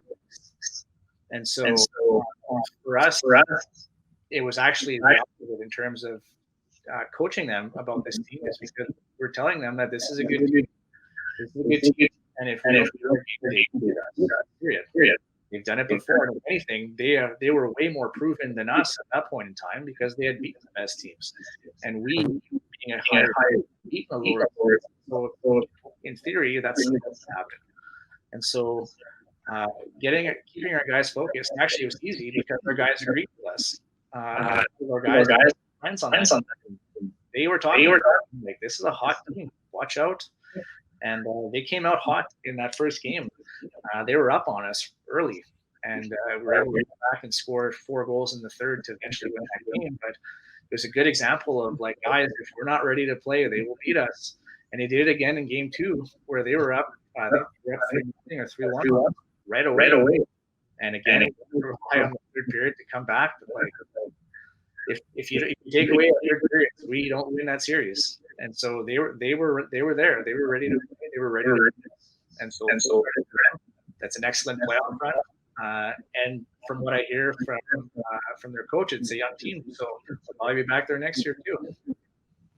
And talking about the offense earlier, we talked so much about how you guys really just needed one guy to step up. You guys got that in the semifinals and the shootout when one of your players scored, and then you got that from 2 of your seniors in game 2 against Calvin. Brandon Millard and Connor Rodri came up big for you guys. So as a coaching staff, you guys picked these guys over in their grade 10 year, and it was 3 years in the making for them to have a big moment like this. How special is that to see them finally have their big moment? Well, it's something you wish every one of the players to be able to have that moment. But we very much have a next man up mentality. But all seriousness, that particular line, so that was Connor, Brandon, and Landon were aligned in the playoffs, and they were just rolling. And we just had that feeling they were going to get one, never mind 2. But we kept putting him out. Because something had to give, and it did. And it's a great example for everyone to see that hard work eventually may not be. And I mean, as athletes, sometimes that can be frustrating when you're playing so well and it's just not going in and you don't know why. But if you keep going, and those guys this year, statistically, who may not have had the year they wanted to. But scoring those goals when it was time to score those goals, that's what you remember, right? For the fact that I scored 7 goals that year. No, you remember that goal that you scored in game 2 to send us to the finals. That's the biggest goal you've scored in 3 years. So couldn't be more happy that those 2 guys were able to to do that for us and to bring us to the next round. And again, scoring from all directions. That's what makes it possible. We had 4 goals, and they did. Awesome. Well, we're going to go to our second commercial break here, final commercial break here on the Béliveau finale of Championship Rewind. I'm here with Coach Miguel Marcoux, assistant coach of Collège Béliveau, and he's been joining us here on this episode of Championship Rewind, but we're going to hear from our supportive sponsors here for one last time here on Coffee with Graeme with your host, Graeme Forsyth. Stay with us, Mix. Making the world a better place is always a work in progress, because our idea of success is not an endpoint. It's a new milestone from which we can move forward. As industries rise and new technologies take shape, we're committed to keeping pace, to ensuring our innovations are shared and our journeys celebrated, even as we set our sights on where to go next. This is how we live, how we learn, how we grow. Red River College, what we're doing is working. Back here on this finale of Championship Rewind with Graeme Forsyth here with Graeme, powered by Amateur Sports TV, joined by assistant coach of the championship team, the Collège Barracudas, Miguel Marcoux, and we're talking about their playoff run up to this point, they expected coming into the season, and we just finished talking about their semifinals run against the Calgary Clippers to get to the finals. So I brought this up so much in the past because it was such an interesting storyline to me, but you guys finally broke that curse of getting to the semifinals and not being able to make it to the championship after 5 straight years. You guys were able to finally break through. So as a coaching staff and as a team, how relieving was that feeling? When it's happened so many times, over and over again, you just kind of you deep down you kind of expect it to happen again, because why would it change? I remember when we won that game. We won that game 4-3, so we just won that game. I remember walking through the hallway after, and we just looked at each other and just took a deep breath and said to ourselves, like, we're not done. We don't have to talk to them about how sad we are the year is over. We've never had to do this. So we looked at Scott and we're like, what do we say? And but anyway, Scott went in and delivered an awesome speech. A very good speech to keep the guys focused, because yes, we're going to the finals. Yes, we've gotten over the hump. But at the end of the day, we haven't accomplished anything yet, and that's the important part that we want to drive home. Is there's still actually more work to do, and in fact, it's going to be the hardest part of this whole journey. It's going to be next week, and so I just remember as a coaching staff, we're so happy, but so anxious to start to get to work and hit the ice, practice, and start the next round, start preparations, and just we're here. We're here finally, so let's make sure that we make it count, because we know how long it takes to get here. And so you never know when you're going to come back. And it was awesome. It was awesome, but I just remember feeling that we still have work to do. As awesome as it is to break the curse, if you want to call it that, it's not over. And it would actually be a lot harder to lose in this next round than it would be to lose for the 6th time in the semi, right? And so focus was important for us. And going into that finals against Glenmont, 3 players that came up that I asked them about the game going in to the finals, and he said that 3 players that he told you guys to watch personally, he said it was Connor Davis, Matt Trott, and Liam Bosiak, and those were 3 of Mon's big guns. So game planning for a finals is there's always different factors going in, but was that one of the biggest parts of your guys' game plan going in to those 3 players? You know, when you're playing against guys who are as good as those guys are, you have to respect them, and you have to. It forces you to change a little bit how you're going to defend them, because they play a certain it's fast, it's skilled, and if you're not ready for it, they will score. And so we did have to plan accordingly with them. But that being said, I would say that was a very minor adjustment to our game plan because our game plan had gotten us this far. We had played against other equally talented guys, and so it was more so keep an eye on them when they're on the ice. Otherwise, we rolled our lines. We didn't have very much line management, and this is where it comes into our grade 9s and grade 10s being out there against those skilled guys, and it was no problem.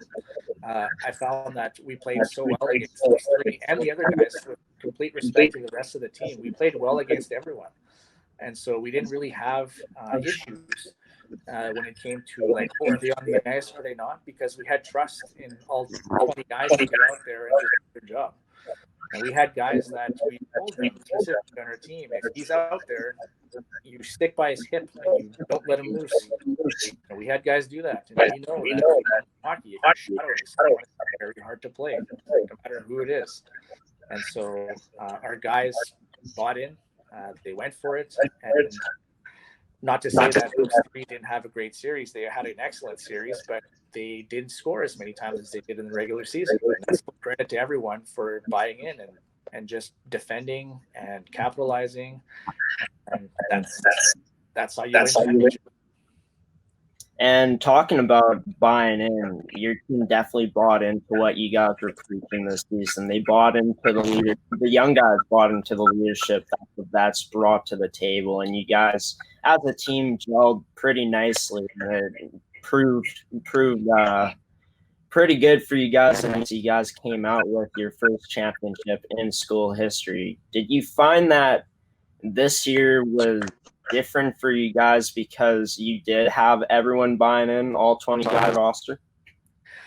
Yeah, you know what, with full respect to previous teams, I would say that the buy-in was more than we've ever had this year, ever. And that's not to say that our team didn't buy in. It's just that over the years, we've always had our teams were completely committed, fully bought into doing it.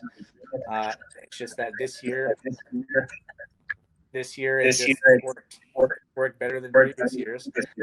But I will say that for some reason this year there was a weird gel in the room with the guys. And I remember when we started the playoff run, we had told them, like, you're playing against teams who are trying to make sure this is your last games together, right? Because in high school hockey, every team is different every single year. You never have the same twice. And so told those guys, you're playing against other teams who are trying to end your season.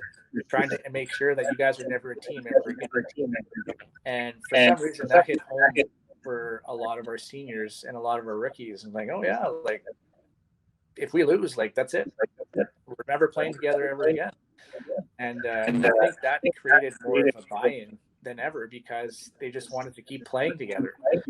Our playoff run was 10 games extra than the regular season, and you just want to win that last one, right? It's all about making sure your last ever game is a win because that means you won the whole thing. And I remember going into that game 3, and that's what we had said to him. Like, unfortunately, this is your last game, win or lose. But the way to go out when it's over, and it's to win. And I just remember all the guys looked at each other and like, let's do this one more time.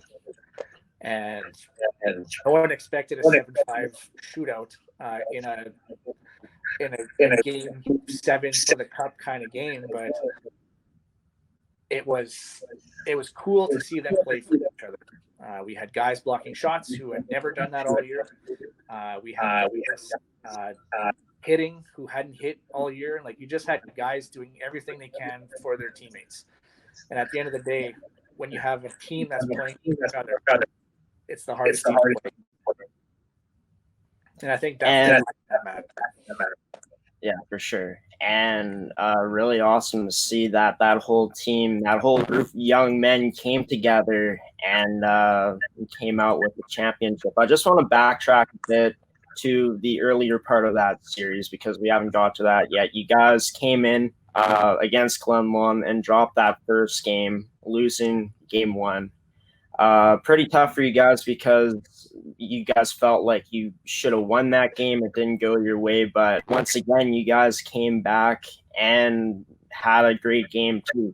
So just once again, from the coaches' perspectives after that game one, just the tension, the feeling in the room, the message in the room, what was that like to the players?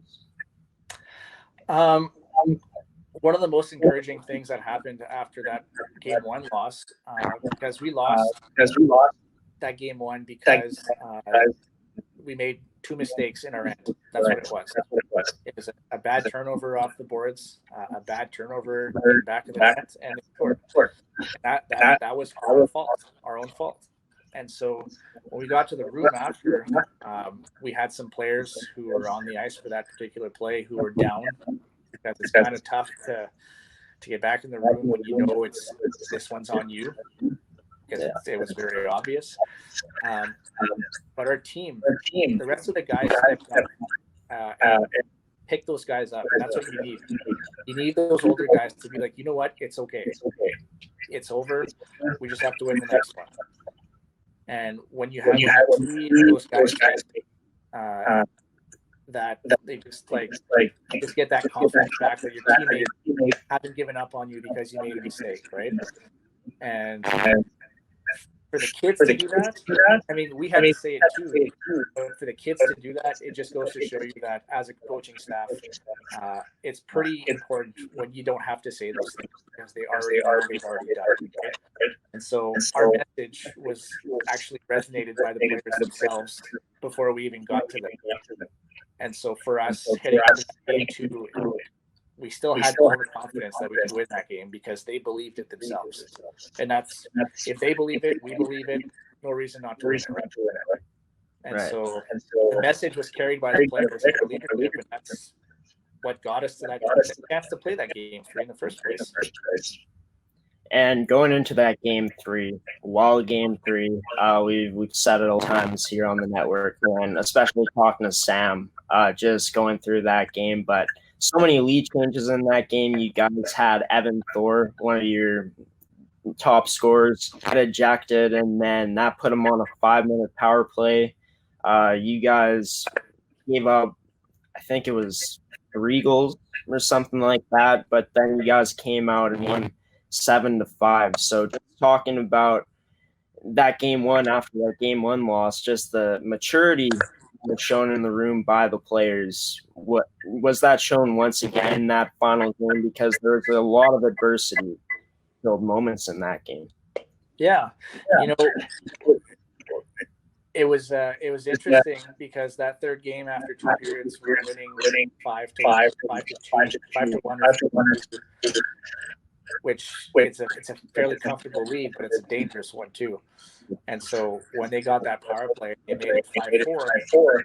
I know we had a lot of nervous guys on the bench. You saw it in their faces. They trying to be cool, but you see it that, okay, there's guys who are nervous on the team.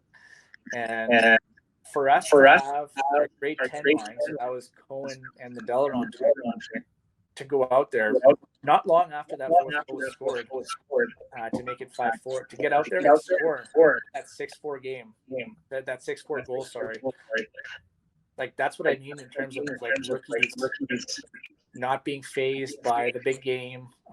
For me as a coach, not looking to like, oh, I have to put my grade 12s out to win this game. We had the skill across all 4 lines. We had the composure across all 4 lines. And I had no problem putting out grade 10s to get me that goal, and that's exactly what happened. They stepped up, and then after we got the 6th one, we got the 5th, the 7th one, and just like that, we're out of the hole. And that takes a lot of courage at a young age for grade 9s, grade 10s to figure that out for themselves in a game 7 type of game for the cup, you know. And so with the leadership of our coaching staff and our older guys, our younger guys were able to kind of come back and step up and win us the game. And just the youth movement, of course, that you guys had this season with your team being so young. You say that maybe that was one of the biggest advantages you had over a lot of the teams, if not any of the teams, was not, as you said, not having to, I have to put out a great player, one of my older players. You can rely on those younger players even more. Maybe that's one of the biggest advantages you guys had as a team this season. Well, I would say that because we had youth spread out like that, I wouldn't say that, like you said, there wasn't a need that I must play my grade 12s. In fact, I have the ability to play any 4 lines that I want because we had buy-in from our grade 12s that, I don't have to be on right now. I know that they can score us a goal. And so for us, it's options, right? You have all the options out there, all the options to want to win that game. And everyone's buying in. Right? Even if you don't get the call, you're more than happy that someone else is getting the call. And believe that they can win. So for us, having that youth was huge. It was huge. So that feeling when that buzzer went and it meant you guys were champions, just the feeling, the hard work to get there, everything you guys worked on throughout the season, things in practice, the 6:30 a.m. practices that guys were showing up for, all of that hard work came together and paid off. What was the feeling like on the bench from a coach's standpoint when you saw that final buzzer go? First of all, I was just happy that it was over. Happy that it was over in the sense that we got here. We finally got here.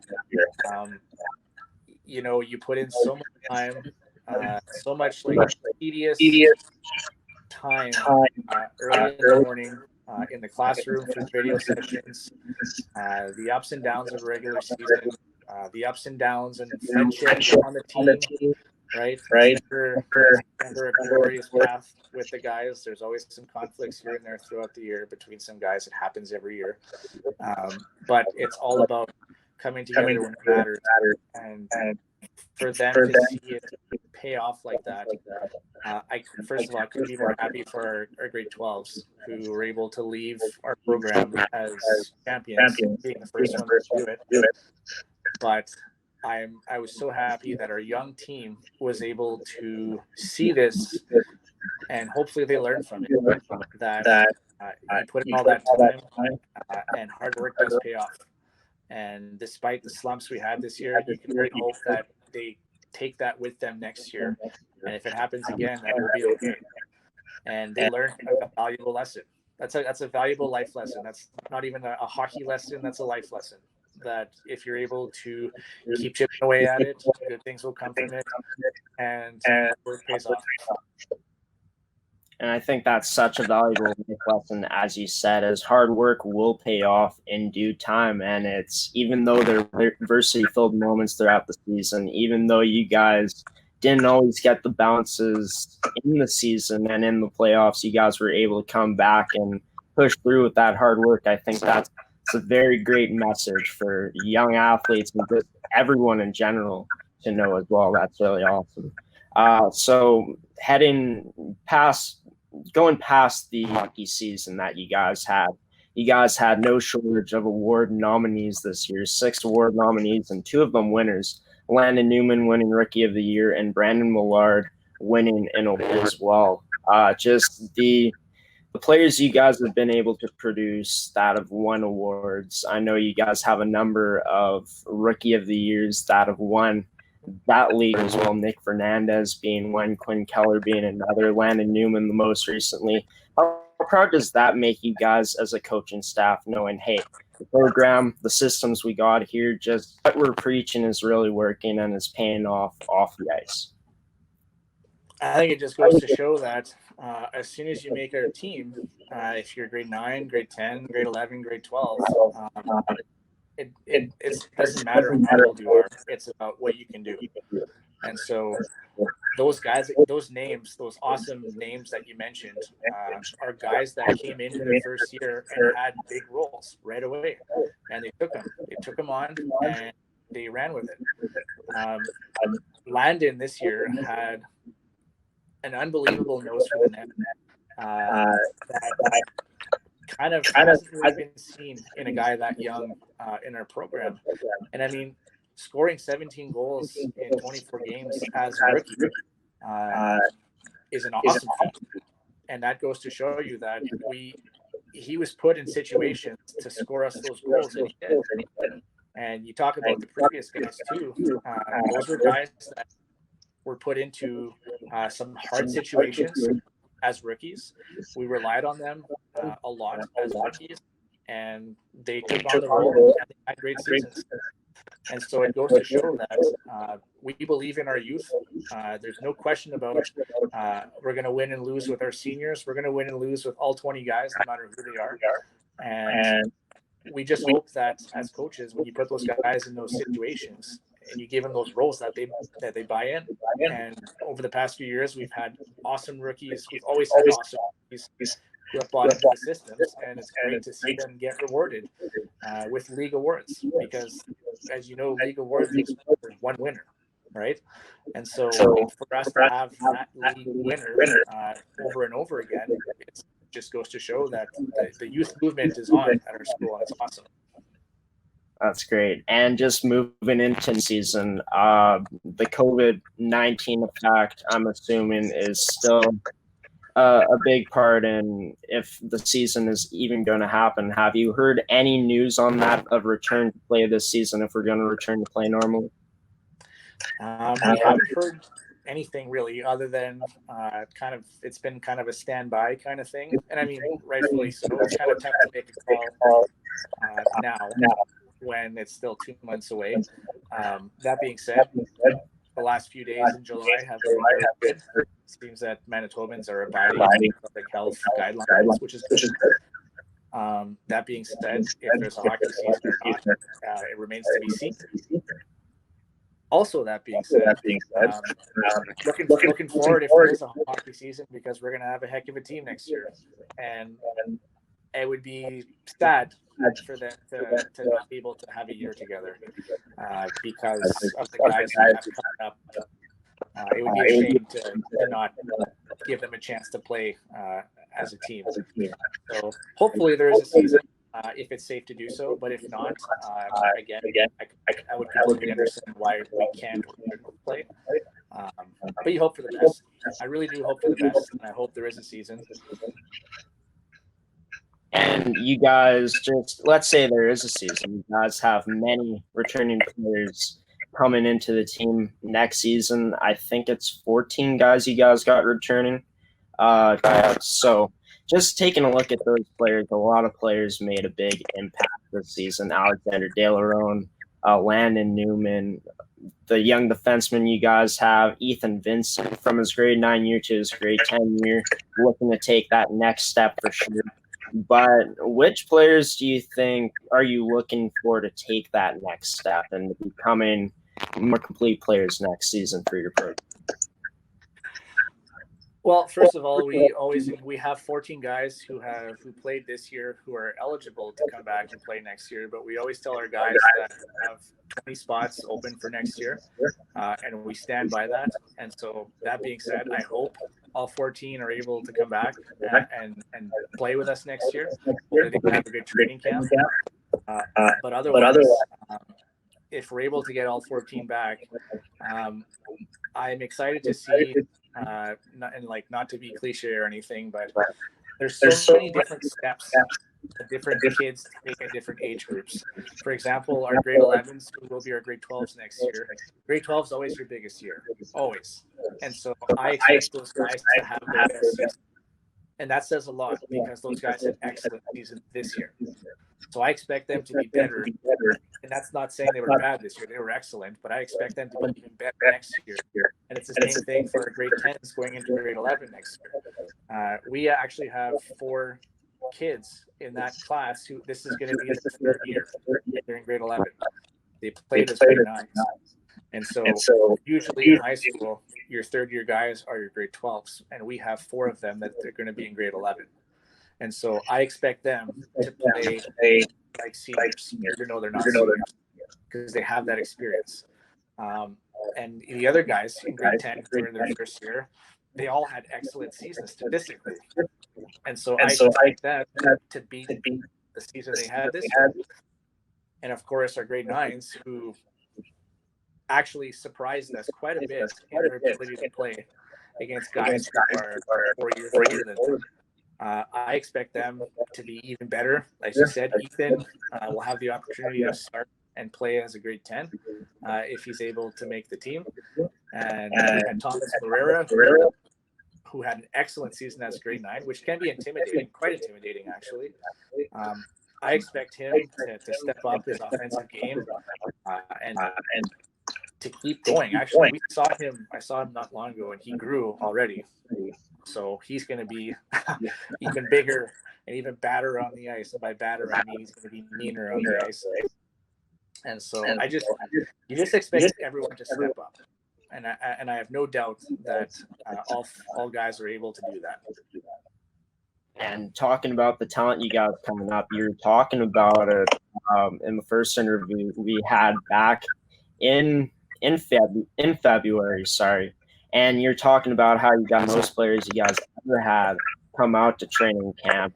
And it was really encouraging to see. And just talking about that youth movement, it's nice to see potentially more players coming up. So I can't remember anything from the tryouts because it was a long time ago, back in September. Are you most excited about the talent coming up in the offensive side of the game, the defensive side, or just all around? I would have a better idea on that if we had a rookie tournament, but we didn't. And so I'm not exactly sure who exactly would be coming up. I have an idea, but that being said, we have such good talent coming up, such good young talent coming up out of all phases. We have some good youth coming up on forward, on defense, and in net. And so you just hope that our returning guys are able to show these new guys what it's all about. And even then, you want your new guys, you don't want them to play like rookies. You want them to play like experienced seniors, which is what we've been good at doing all year. And so you just hope that those new guys can learn from that and keep that going. That's what got us to this point this past season. So you just hope for a collective step. You just hope for a collective team effort in terms of where there's no grade 9s, there's no grade 10s. We're just everyone's on the same level kind of thing. Awesome. Miguel, thanks for joining us today here on Championship Rewind. It's always great talking to you. I wish you guys the best of luck in your next season. Going into next year, we'll be watching you here from Amateur Sports TV, and since you're a teacher, I hope everything gets back to normal in the schools as well. Please. Please. All right. Thanks. Have a good one. Thanks, Greg. And that was Collège Béliveau's assistant coach Miguel Marcoux joining us here on Championship Rewind's edition of the Béliveau finale. And for the past 3 weeks, we've had the chance to cover Béliveau's championship run from the 2019-2020 High School Hockey League season. And for the first time in its program's history, this team was able to do something that no other Béliveau team was able to do in the past, and that was to come away with a high school championship. And before we sign off here on Championship Rewind, we will be showing a montage of Béliveau's championship season for one final time here on this edition of Championship Rewind. And for everyone at Amateur Sports TV, I've been your host, Graeme Forsyth, host of Championship Rewind and Coffee with Graeme. Hoping you guys enjoyed the coverage, and if you guys did, make sure to follow us at our social media on Instagram, Facebook, and YouTube at Amateur Sports TV. We'll be posting updates about when our shows are coming out and all that other good stuff, so you're not going to want to miss that. But here, for the final time on Championship Rewind, a montage, a look back at Béliveau's championship season for one final time. The 2019-2020 Winnipeg High School hockey season is one the Béliveau Barracudas won't soon forget. 13 players returned to this year's squad, and to fill the remaining roster spots, the coaching staff decided to pair experience with youth. bringing in 5 grade 10s and 2 grade 9s, making this one of the youngest teams in Béliveau hockey history. There may have been some questions surrounding the young players coming into the season, but the team proved they were ready to go from the very beginning, getting off to a 5-0 start and winning consistently throughout the season. This put Béliveau near the top of the standings all season long, and newcomers Alexander Delarone and Landon Newman delivered big offensively. The Barracudas lineup was deep from top to bottom, and with senior goaltender Samuel Depeau performing at his best game in and game out, Béliveau earned the 4th seed going into the playoffs. But things didn't always come easy for the Cudas. The team slid into the playoffs with a 2-game losing streak, but the losing streak was just a minor hiccup in the Cudas' journey to the finals. The team overcame their late season struggles by making a statement in round 1, sweeping their opponent to advance to the second round. The rest of Béliveau's playoff run had no shortage of adversity-filled moments, and the Cudas faced elimination twice throughout the playoffs. But, like any great team, Béliveau was able to push through all the ups and downs to become champions. Next season, the Barracudas have 14 eligible players set to return to camp, and with the opportunity to add more young talent to a team looking to repeat, there's no doubt Béliveau is set up nicely to defend their title.